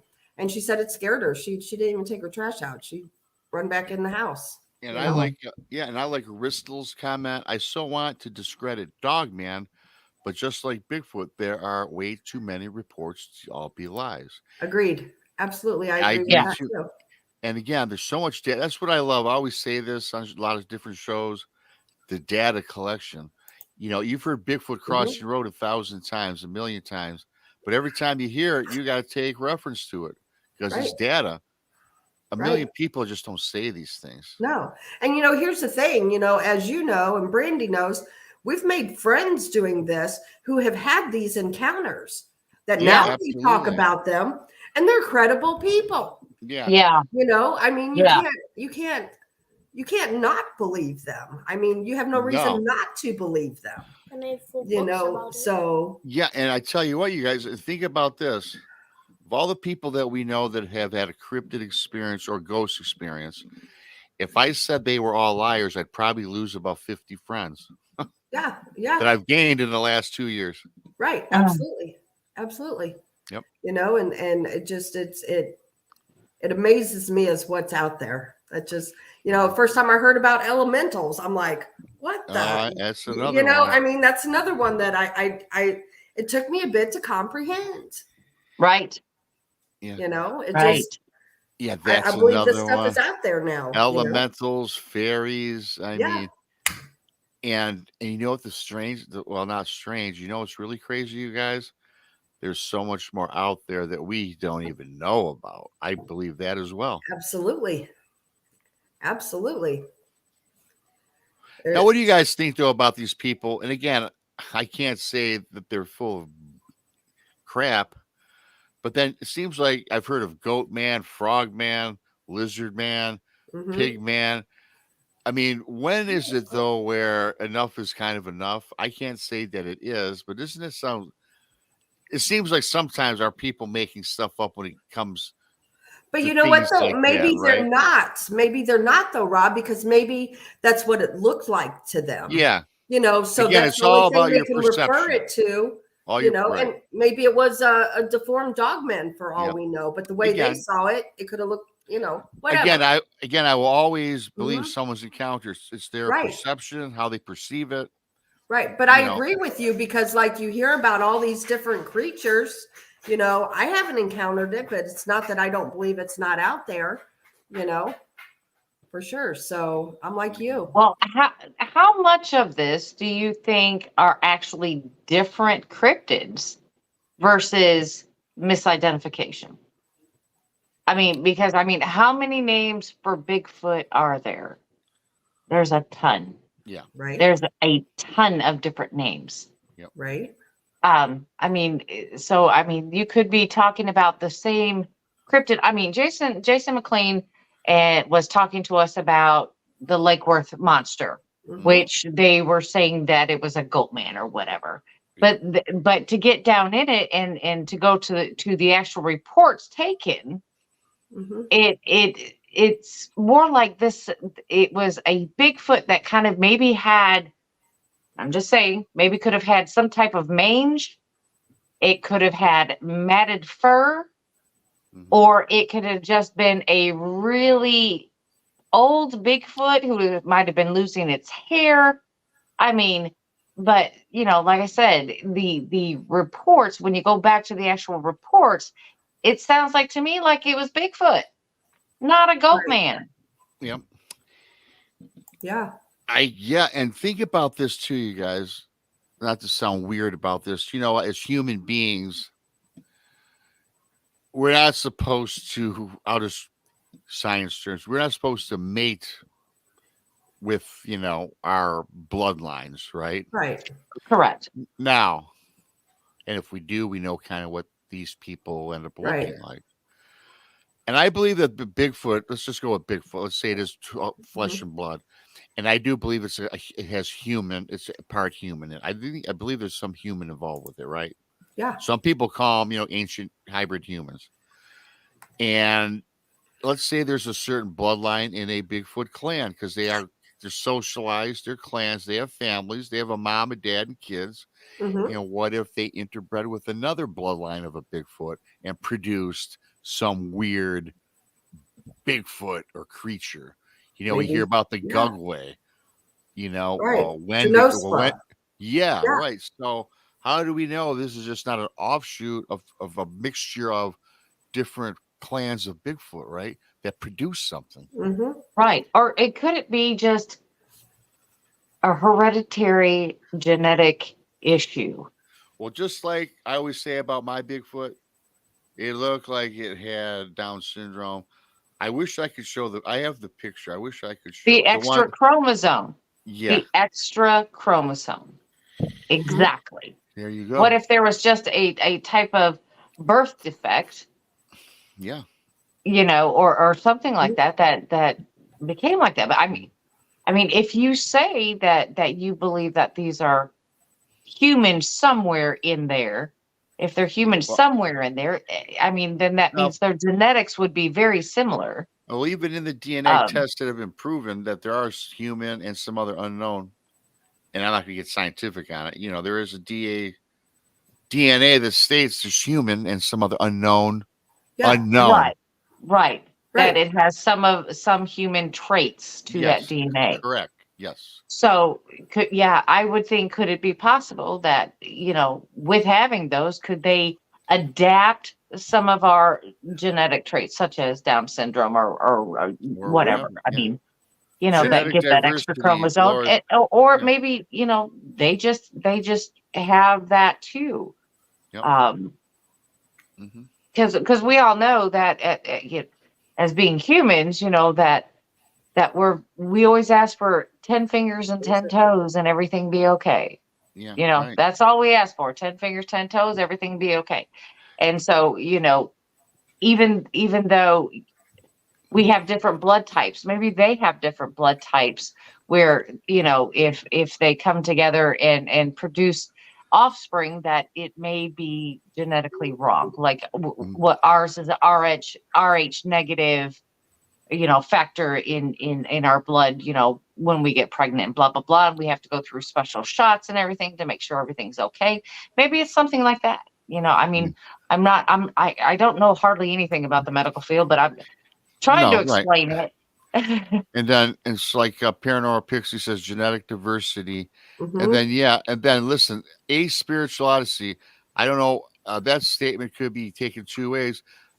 Anybody for the mad scientist here, I think they're half joking and half serious because, again, this is a whole nother avenue. I do believe that agencies are creating things in laboratories and releasing them into our forests. That's another thing that we haven't even discussed. They are creations by humans. Yes. That are actually in the forest. Absolutely. Cloning. There are. I know. Cloning is a number one. Cloning. They're doing it. They're doing it on animals right now. Now, who's to say they're not cloning things and just letting them go? Just off they go. Yeah. I mean, they can make this monstrosity because they were talking about like the two-headed goats and all these kind of things when they first started out. What if they made something, they tried to clone something and it was an accident? Could be. You hear everything about the super soldier theory. I go with that. That started way back with Hitler. Yeah. Even before him, Joseph Stalin. All these madmen, they all had, they were dealing in the black arts, the occult, trying to make things, right? That's known. That's right. known fact that went on. Donnie. I was just putting his comment up. But I mean, that's what I'm saying. There are so many theories out there, but unfortunately, I mean, the only way that anybody's ever going to believe anything is to have a specimen. Well, yeah.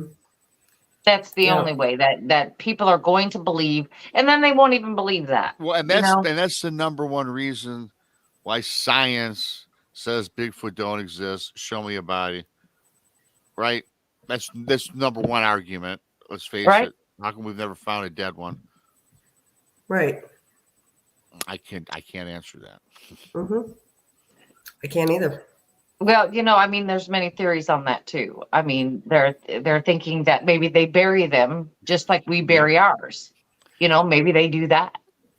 And I think that a lot of them live in tunnels, underground, in caves, underground tunnels. I bet you there's so many, especially in Kentucky, man. Don't they? But they've Missouri. Missouri. I found that tunnel with my neighbor. Yeah. I mean, that was, you guys, I don't know what that came from. We don't have no predators around here. And even a tunnel in at a water line, that's had me freaked out too. But then again, boy, I don't know. Yeah, I mean, it just blows your mind because Tex and I did that whole month of July, about Dogman versus werewolves. Now, I'd never heard of a Dogman until later on in my life. I've always heard werewolves or wolfman. I never heard of Dogman. And Dennis Carroll is going to be coming on in a couple weeks next week. I can't get into it. There's a werewolf, a wereman. He's got like 3 or 4 of them. He breaks it down. I know. There's so many. God. Yeah. I know there's so many. There, and then we were even talking about hellhounds at one point. Yeah. I mean, could some of this be hellhounds? Because people are talking about that these things have glowing red eyes sometimes, and that is coming up as hellhound to me. Yeah, but they also say that dogmen hang around cemeteries and things like that. Right, which is reminiscent of a hellhound. What does a hellhound do? That's where they hang out. Yep. And Freaky says there's a were-rob. Oh, we just add alcohol. That's it. There you go. I transform into a were-rob. A were-rob. That's funny. You should be aware of Rob on alcohol. Yeah. Yep. There's definitely just so much weirdness out there, if you really sit down and think about it. And, there's so many theories. Yeah. There's a lot of theories. Yeah. And, I keep my mouth shut around a lot of people because they think I'm crazy for, believing in little Tinkerbells and trolls and, things like that. And Lily Pond, another one we forgot, Wolfman or Rougarou, right? That's right. Right. Because I got Chupacabra. I got a little flack at work because I do have people on my Facebook from work.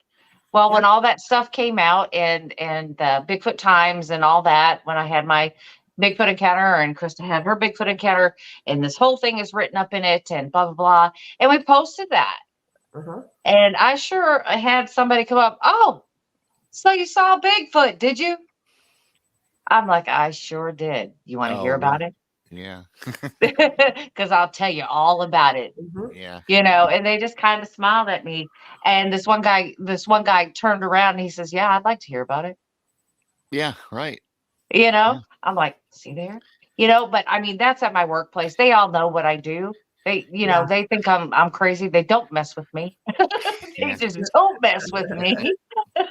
I'm like, look, I'll give you something. That'll just make your life appear, because my family, I have a lot of family on my Facebook, and I'll share like our shows or some of crazy stuff, and they just know it's just me.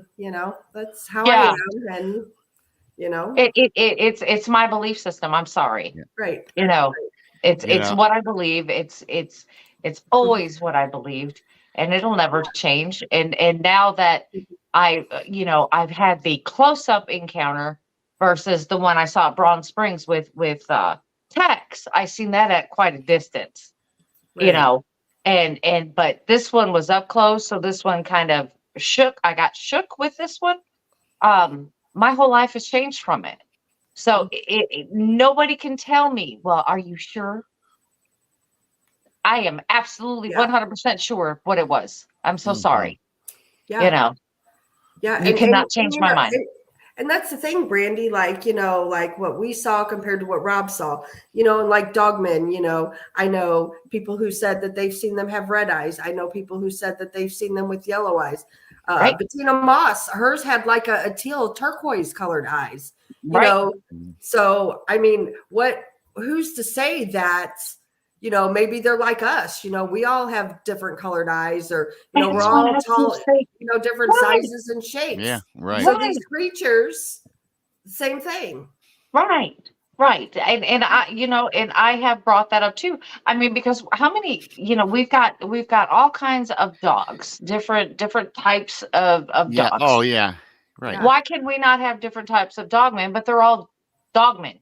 Right. You know, it's Right. just it's a specific kind. Like this is a German Shepherd, and this is a French, bulldog, and Yeah. blah blah blah blah blah. I mean, it's the same Yeah. thing. Yeah, and I basically, don't think they should call them variants. It's yeah, that was an old. I'm not going to get into who came up with that. okay. Yeah, that chart is dated. My opinion. Okay, Mm-hmm. I don't know if Shane's still out there. He knows what I'm talking about. Mhm.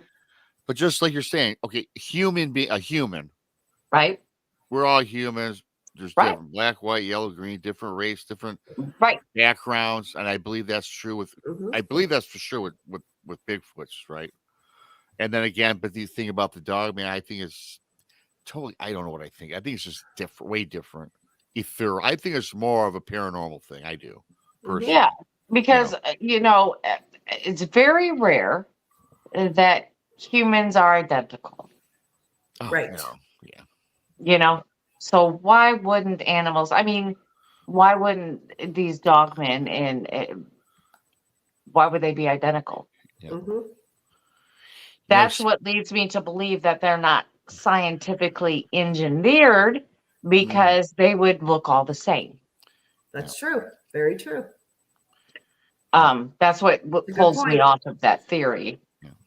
Yeah. Well, I that's a think good point. I think there are things made and released. Again, that's a great theory. That with what you're saying too, Brand. And we haven't even seen this. I wonder if there are groups that were cloned identically. No one's just seen them yet. You see, yeah.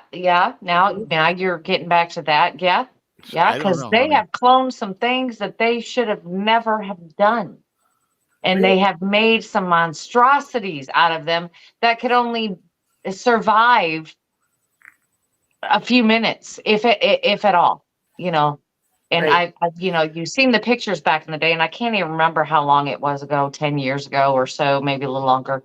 But these animals that they're trying to duplicate, it's like Frankenstein. Mm-hmm. I just don't know how they can do it until, but they did get the cloning process down to a point, Mhm. and I don't know if they're doing it for us as humans for some reason or not. I don't know. I did a story on something called The Militant Dog Man.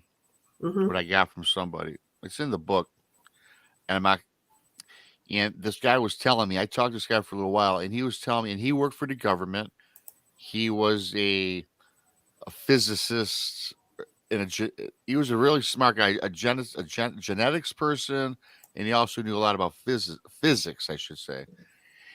And he had retired, and then he got a call. He got a paid a visit from an agency. I forget what government agency, and they were working. They needed his expertise, and he was already retired. But he said he did a lot of weird things with genetics, splicing of genes, stuff like that. Yeah.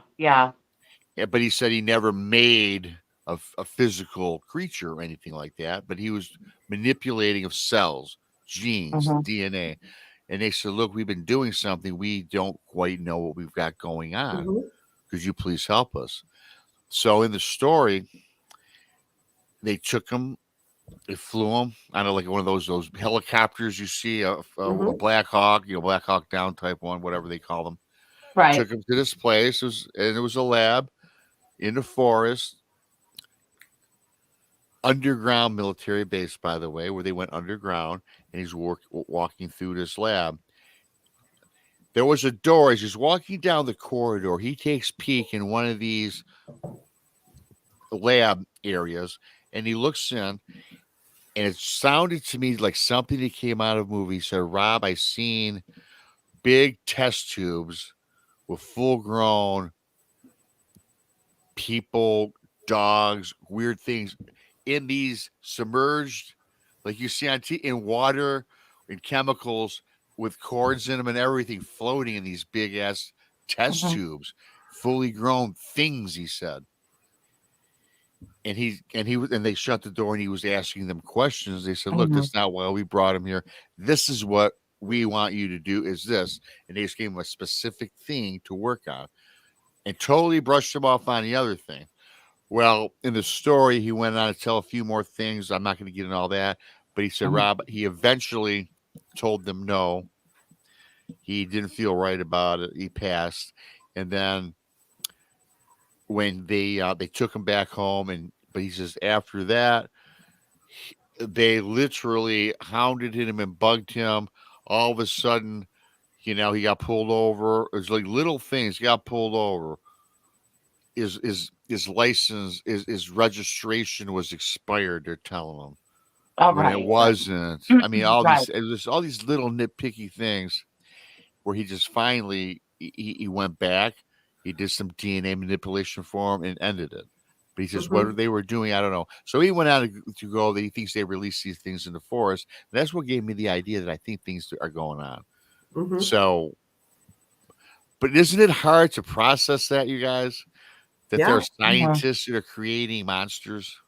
Mhm. That's Yeah. basically what we're talking about here. Let's be frank Yeah, about it. it is. It It is. is. It is. So Frankenstein. Bristol says about Frankenstein. Dolly the sheep. Dolly the sheep. Yeah, I was just Thank you, putting it up. Bristol. I was trying to think of that off the top of my head because this is not a subject that we were ever talked about, doing tonight. So it was just kind of like I'm trying to think of this stuff off my head. But yeah, strange stuff. Mhm. Very much But so. I do think that if they were using the cloning process with dogmen, that Yeah. well, they'd all look the same. I think so too. I agree with that 100%. Yeah, and if they were genetically engineered, why make them all look different? Just make them all the same. It'd be too much work, right? They'd have to. Yeah, it'd be too much. It's too much work. It's too much work. So yeah, they'd all look the same, but they don't. Right. No, You know, your reports, your dogman reports, all state something a little bit different than the last one. Right. So yeah, absolutely. No, I'm in your it camp kind of on throws that. me off on it. But again, my own opinion because I don't know nothing. I know nothing. I don't. I mean, we could talk and theorize about everything every day, We're all blue day in the long, face, right? but nobody knows anything. Yeah. That's all I can say. And for all we know, there could be an army of 1,000 identical military dogmen that are just waiting to be unleashed. Yeah. But how would you control them? Yep. Well, Good luck on that. Randy, listen. I was talking to a person that said that they can't control these things, and that's why they've been released into national parks and they are part of the 411 because man thought they could control what they made, but they couldn't. Yeah. They could not control them. Yeah, And but why would you release them? Why wouldn't you just euthanize? Pride. Right. Maybe Or they they still just wanted to work on the pride. were Maybe they want to see how they acted in the wild. Yep. That's my theory right there. Yeah, because they just want to see what's going to happen in the wild. Just let them loose. What will they do? Right. How they react. Mm-hmm. I mean, because if you think about it, I mean, what if they're releasing, 10 to 15 at a time, just 10 to 15, and because we don't know what their reproductive system will do.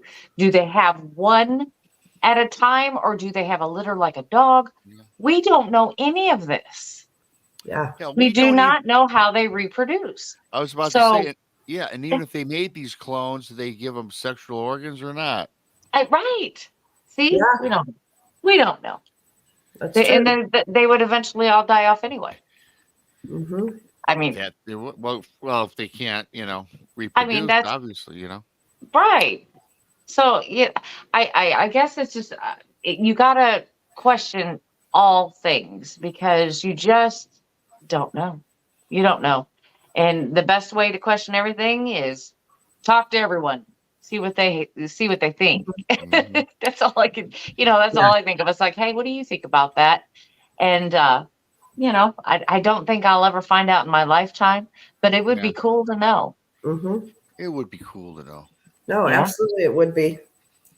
Absolutely. It would be. We're coming up to the 2-hour mark. You guys want to quit or you want to keep going? What do you guys want to do? It's up to whatever you guys want, I guess. What? Okay, we'll just ask we'll ask the chat. We know people. Chad is going to want to stay. We got night owls. How many are in chat? What about that stuff in like the bed? We got about 30, 34 right now. 34. Yeah, we're in chat. Rosa says clones don't reproduce. Yeah, no. Well, yeah. Well, again, is that true? We don't know. We're not scientists. The clone of 20 years ago probably did not reproduce. Yeah, but what is the clone of today? Could it reproduce? Because I mean, they're talking about cloning identical. So if it's identical, then it would have a reproductive system. That's true. However, so this is kind of weird too. This is food for thought, and it's not cloned, and that's a mule. A mule can't reproduce. No, and isn't that strange? What is that? It's a jackass. It's a donkey and a horse. Yeah, a donkey and a horse. Yeah, a donkey and a horse makes a mule. Makes a mule, but a mule can't make nothing. Right. Yeah, that's very strange. That's mule. So what are mules? All women or men? Or they can be either. They can be either, but they don't have the.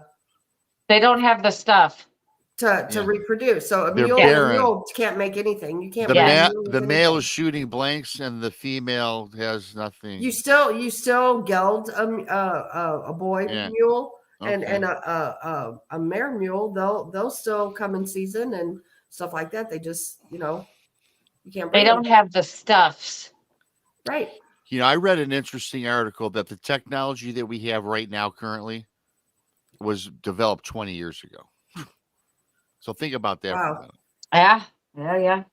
So, I mean, now your brain can really explode. Blazer asked a good question, but does a clone have a soul or does it become a host for a demon? Ooh, wow. Very good question. That's awesome. That is an awesome question. Mm-hmm. I mean, is it empty? And if it's a clone, would it have the same type of thinking habits? I'm just going to say habits. Kind of like, I get up and I put my right foot on the floor every morning when I get out of bed. I put my right foot first on the floor. I never put my left foot. It's my right foot.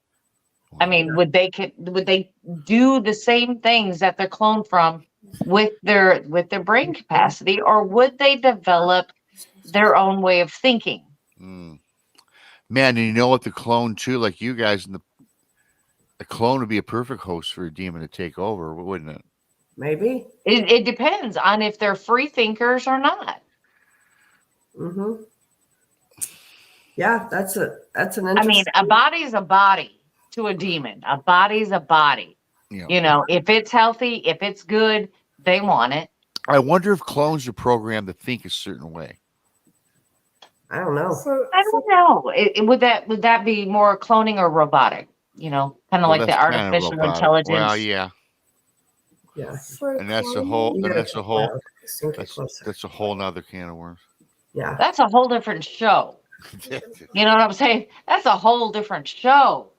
Yeah. If we can sit and talk about the pros and cons of that, because I think it's a personal nightmare. But Did Olivia have a question? She did. For like cloning, if it was like even though if we like clone something, it like wouldn't be like exactly the same. She doesn't feel they would be exactly the same. well, and it may not.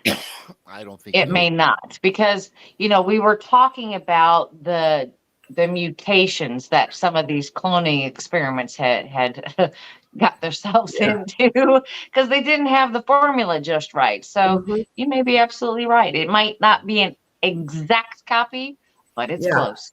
But it's close. Yeah. Lily Pond makes a comment here, and she says, it seems to me Randy Kramer seems to lack a conscience. Are they psychopaths? Good question. And I hate to use that word for anybody. I really do. I just don't think they know what they're dabbling with. No. I would agree. I think they've got their mind focused on a goal that they have created, and they don't really care on how they're getting there. And plus the almighty dollar pays Absolutely. their, lifestyle, which are way better than mine. Right. Me too. And, they're way better than mine. And there's a whole other thing we're not even talking about when it comes to, because I believe that things are being created, right? I believe there's something going on. I'm not going to say it's a dog, man. Things are being made. We haven't even touched this subject. And I'm not even talking about our government. Right. Because our government's controlled by these big oligarchies, these trillionaires who we don't even know who they are. Yeah. Yeah. They're way above our pay grade. They're above Donald Trump's pay grade. They're above. Right. Wonder what they're doing. Wonder what they're funding, what they're doing. Because they are people that we don't know who they are, where they live, what floating castle they live on, what continent they live on. Right. What are they up to? Yeah. I don't know. Yeah. If you're that rich, you're into wackies. I don't care. These people that want to take over the world, like the New World Order, come on. One government. Right. Are they creating things to, make that happen one day? I don't know. I don't know. I don't know. I just don't know. I don't know. I don't know either. There's a lot of questions out there, I mean, right. seriously. Right. Oh, well, there's Naoma. Hey, Naoma. She showed up after 2 hours. Yeah. Would you guys want to go at least? Hey, do you guys want to go at least another half hour or so? Take a quick break or what? Yeah, let's take it to a break.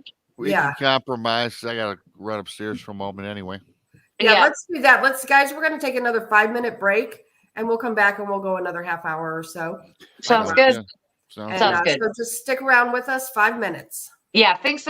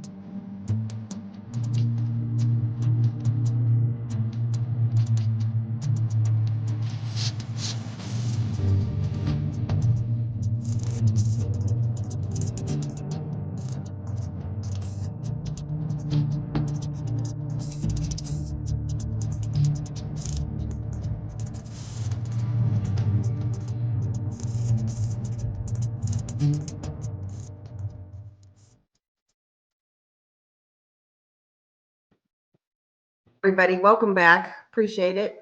Appreciate everybody sticking with us tonight. I want to thank Olivia sitting next to me here. So all of the comments from Blondes and Booze has been Olivia, and she's doing a great job. So she's a future podcaster. She watches a lot of YouTube and a lot of different YouTube channels, all that good stuff. So anyway, And I help you with editing. Yep, she does. She helps us. We did a presentation at the Alabama Bigfoot conference, and Olivia actually helped us get our slideshows and all that good stuff together. So she does a great job. So anyway, Brandi. Hey, Rob. Oh, hi. How you doing? How we doing? I haven't seen it and the lights going off. Trust me, I'm looking at it. Yeah. I know. I'm watching them too. I'm like, I want the blue ball to go off. I know. I do too. Yeah. And you know, like the Eddie, it's like she said, it's not as much. You gotta get right on top of the Eddie to get it to work. So that's that's what I like. I like that, and I'll tell you what. Another piece of paranormal equipment that I do like, and I like it because of the colors, and it's a periscope, and that it lights up colors, but it goes by static electricity. Yeah, it does. It does. Yeah. So I wanted to ask you guys really quickly too before we get on. I got to make me, I think, a new 5-minute break thing. I like that. It's so cool. Who made that? Oh, don't tell me because Text it. Huh? Text made it. Oh, he made that one? Okay, yeah. I gotta get him to make me a new one. Yeah. I don't know how to do this though. I don't know how to do that either. That's why Text does that for us. So yeah. And since we got a quick moment, you guys, I have to do this. So everyone's still up. Yep. My book, Absolutely. Bigfoot, Michigan. Rob presents True Cryptid Encounters, Book 1. 45. I have one too, but it's in my room. Yes. Yeah, it's right by. She reads that every night. 45 true stories that I put together from some of you guys subscribed. Yep. Subscribers, emails I've collected over the last year and a half. Yep. It's on Amazon. If you just type Bigfoot Mr. Rob in Amazon, I got a link. I'm not going to drop that. It's on my phone. But anyway, just type Bigfoot Mr. Rob on Amazon. It'll pull right up. And the cool thing about that is Jason McLean did the artwork, and he's got a link. And if you hit that as well, it'll take you to all his books. So that worked out pretty cool. Absolutely. And if you guys are interested in purchasing one of Rob's books and want it personally signed from Rob, right. June 8th, we will all be at the Alabama Bigfoot conference. So you'll have to come and Rob's speaking. We're speaking. We have Barton Nunley. We have Martin Groves. I heard rumors, probably Jessica Jones, the cryptid huntress. So I mean, they're Jason McLean. I don't want to miss anybody. And there are a few more that we're talking to. So once we get confirmation, we'll let you know their names. Greg Ogles is another one. He's actually going to be speaking with Brandi and I. And Miss Naoma, she's going to be there as a vendor. So it's going to be fun. It's going to be fun. So if you do want one of his books, you can buy it before then, but come to the Alabama Bigfoot conference, bring it with you, and I guarantee you Rob will sign it. Or if you buy it, bring it with you. You can do that too. Yep. So looks like buy one from Rob. Little Miss Olivia made some money tonight. Yeah. Yeah, I saw that. Thank you so much, Laura. What do you want to say? Thank you. Thank you. She said, gracias, amigo. Yes. Gracias. Gracias. Well, we appreciate that, Laura, for sure. Thank you very much. So bien. So, talking English, please. De nada. Yeah. Me llamo Roberto. Okay, talking English, Rob. Tengo guitarro. Well, we definitely appreciate that. And Olivia has done a good job. She likes this stuff. And, when I do the show, she always sits in the other room and she listens. She knows what's going on. So, and she's into the weirdness. Yep. She was definitely, her and her sister both are into the weirdness. So we actually adopted these girls and they came into the right family because they like all the stuff that we do. So yeah. Hold on, I'll be right back. I'm going to show my family. Yeah, we've had them 7 years now, and so they've kind of grown up with it, with all my weird stuff. So anyway, yeah. Right. Yeah. Anywho, and Blazer, thank you very much. Thank you, Blazer. That too. So definitely we appreciate that. Since Neoma Finn's in the house, Neoma will be joining me Tuesday night, 9:00. We're going to be talking some Halloween, some creepy stuff from Miss Neoma. So that'd be cool. Mm-hmm. Tuesday night at 9, me, Tex, and Neoma. Yep. And she has some great stories. And she is a great storyteller. If you guys haven't watched her on our show, I'm telling you, she's great. And go and subscribe to Neoma Finn, Open to Doubt on YouTube. Mm-hmm. It's a great channel. So, yeah. all kinds of good stuff. Okay, here, Lily Pond put it up here. We'll just throw Naoma's up there too. And she does have a new a live show she's going to be doing, and it's Snarkfin Soup. So She's the queen of the hoo-hoos. she is. Rob, you and Tex are going to have to ask her about that on your show. We're not going to tell you any more about it. No, I keep hearing this hoo-hoo stuff, and I immediately go into the gutter. Well, a lot of people did. Too. So We did. you and Tex ask her about that. She'll tell you all about it. Okay, Right, because we did. We sure did. I mean, we did. I mean, it was awful. Do you hoo-hoo? It's just kind of funny. Kind of funny. So anyway, wow. It's been a pretty good night, guys. Yeah. We can go on a few more minutes. I don't always mind doing have that. We fun. appreciate everybody. Yeah. Thanks for all the support. Yeah. Very You got to good. say it louder so they can hear you. Thanks for all the support. Awesome. There you Yes, go. yes. Thank you to everybody. Yeah, we definitely appreciate it. So, like I said, June 8th, mark your calendars. If you're anywhere in and around Alabama, it'd be one worth coming to. I think what we're going to name it is Texas Front Porch meets Brotherhood of the Wolf at the Alabama Bigfoot Conference. So that's going to be fun. That's pretty cool. Yeah. Yes. So anyway, Rob, what else you got going on? Yeah, no, as far as Tuesday, Neoma, Thursday, Dennis Carroll, then we're having my show on Halloween. All of us will be, and I think that we'll have a bunch of us, and maybe we'll even do an open mic. Even maybe we'll have we normally don't like doing this. If anybody's got a creepy story, maybe they can come on and tell it. Maybe. Yeah, that'll be fun. Whatever. It's just gonna be a lot of fun. Yeah. Halloween to me, as I tell you guys, it's like a holiday. I love October, November, December. Yeah. And then after that, I kind of go to hibernation January, February, To answer a Spiritual Odysseys question, it says, how many days does the conference in Alabama last? More than one day. So the Friday night, I believe they are doing a meet and greet, but it's going to be at a restaurant. So I'm not really too sure. We don't have all the particulars on that. But the conference will just go on the next day, that Saturday, I believe, because so many of us come so far and we all have to work. Yeah, and here's the thing, too, what I'm guessing, you guys, and I could be totally wrong, speaking ahead, the meet and greet, just because June 7th, if people want to spend 2 days, we'll tell everybody where we're going to be hanging out. We can have a big hangout on the 7th, and the conference is the 8th, and then we're all going home the next morning, right? Yeah, the conference will be one day, but the conference just be one day probably for 8-9 hours, however long it is.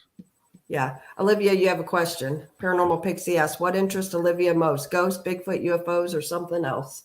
I either say ghost or like UFOs. Ghost and UFOs, she says. Yeah. Very cool. Very, very cool. So anyway, it's 4.5 hours away. Might be possible, but can't afford to stay over. Yeah. Understand that. Well, like I said, we're working on some other speakers as well. So it will be a great conference. I'm just telling y'all. But it is just one day. Yes, just the one day. So crazy. This has been fun tonight. I know it has. And we went down just like any rabbit hole you can think of, even to cloning. Who would have thought, man? Yeah, you guys made me think tonight. Well, the best things about just having random shows is you have no subject, but that's again, the rabbit hole runs deep. Yeah, right. It does. And you never run out of anything to talk about, which is no.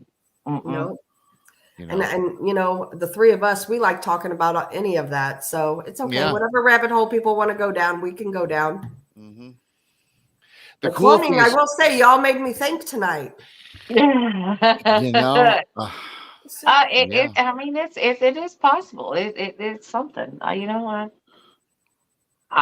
don't put anything past anybody nowadays. You just never know. No, you don't. You really don't. For sure. Paranormal Pixie says, been loving the Saturday night shows. These are just impromptu. Like as I said in the beginning of the show, we don't lead like exciting lives like people may think we do. We really don't. We sit at home on Friday and Saturday nights, and this is what I do, and Brandi does, and Rob does. We like spending our time with you guys, so that's why we do this. Yeah, and Neoma must have come. Yeah, I don't know if I'm exhausted. I don't know. I must say this: I've slept 3 hours in the last 48. Like today, after the show today, I slept maybe an hour and a half. I just couldn't sleep. Wow. And it doesn't help. And I drank 12 cups of coffee today from 8 Holy o'clock cow. up until right now. Wow. Yeah. I can't say much because I drink a lot of tea. I'm on like my third glass since we've started the show tonight. From me. Yeah. So, yeah. Anyway, I think we'll let's call it a night, guys. So Rob can get some sleep. Let's do that. And yeah. Like I said, we definitely appreciate each and every one of you. Brandi, give them the rundown real quick on the shows next week because we kind of got a little change up coming with the time change. Right. So on Monday, this Monday show at 8 p.m. Central is Texas Front Porch. But in a week after that or 2 weeks after that, we'll be changing to 7 p.m. Central. We'll let everybody know exactly when that is this coming Monday. Texas started his daytime shift, and now he gets up when I do, so he has to get his beauty rest. So, so make sure you tune in. So, we'll figure out exactly what day we're starting at 7 p.m. On Tuesday at 8 p.m. Central. It is Beyond BMR with our Bigfoot Michigan Rob right here. On Wednesday at 7 p.m. Central, Donnie Cho Says Stuff. That is at 7 p.m. Central on his channel. 8 or 9, 10. I don't know when she's coming right now. I think it's 9 p.m. Central, I think. But anyways, sometime in the evening. Yeah, sometime that evening is the Danielle Diva Show. It's the Diva Dimension. On Thursday at 12 p.m. Central, it's a brunch with Bigfoot Michigan Rob and his co-host Krista. Thursday evenings at 8 p.m. Central. 8 p.m. Central, it's Blondes and Booze. 8 p.m. on Friday evening, it's Blondes, Booze, The Woo. On Saturday at 2 p.m. Central, Tex and Danielle Diva released their newest episode of Infamous Minds. And we're going to give a shout out to Midwest Night Watchers. Their show comes on Sunday night at 6 p.m. Central. Yep. Cool. Yep. So I think they also do random.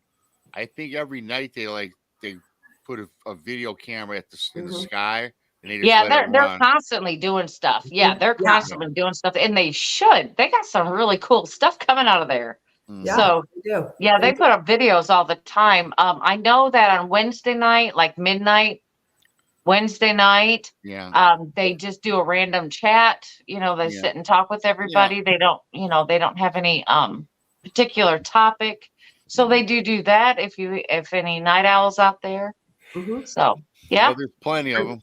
Yep, I recommend subscribing and to them too, for sure. And I got to tell you something. I don't think a lot of our people that follow us get a lot of sleep either. Because I will say, I got up and did a show at 8 o'clock today, and a lot of the people that are here were there at 8 o'clock. So you guys they don't sleep either, right? I mean, who? I was there. Yes, you were, Brandi. I was sleeping. Actually, no, I wasn't. I was up.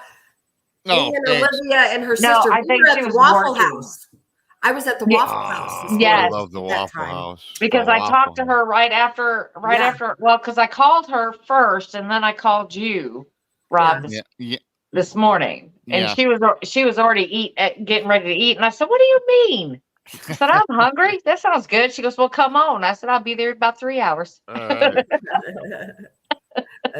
Griff, it's called naps. I got it. Yep.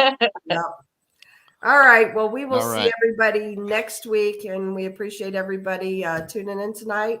And you guys have a great rest of your weekends. And thanks, everybody. Yep. Good night. Good night, everybody.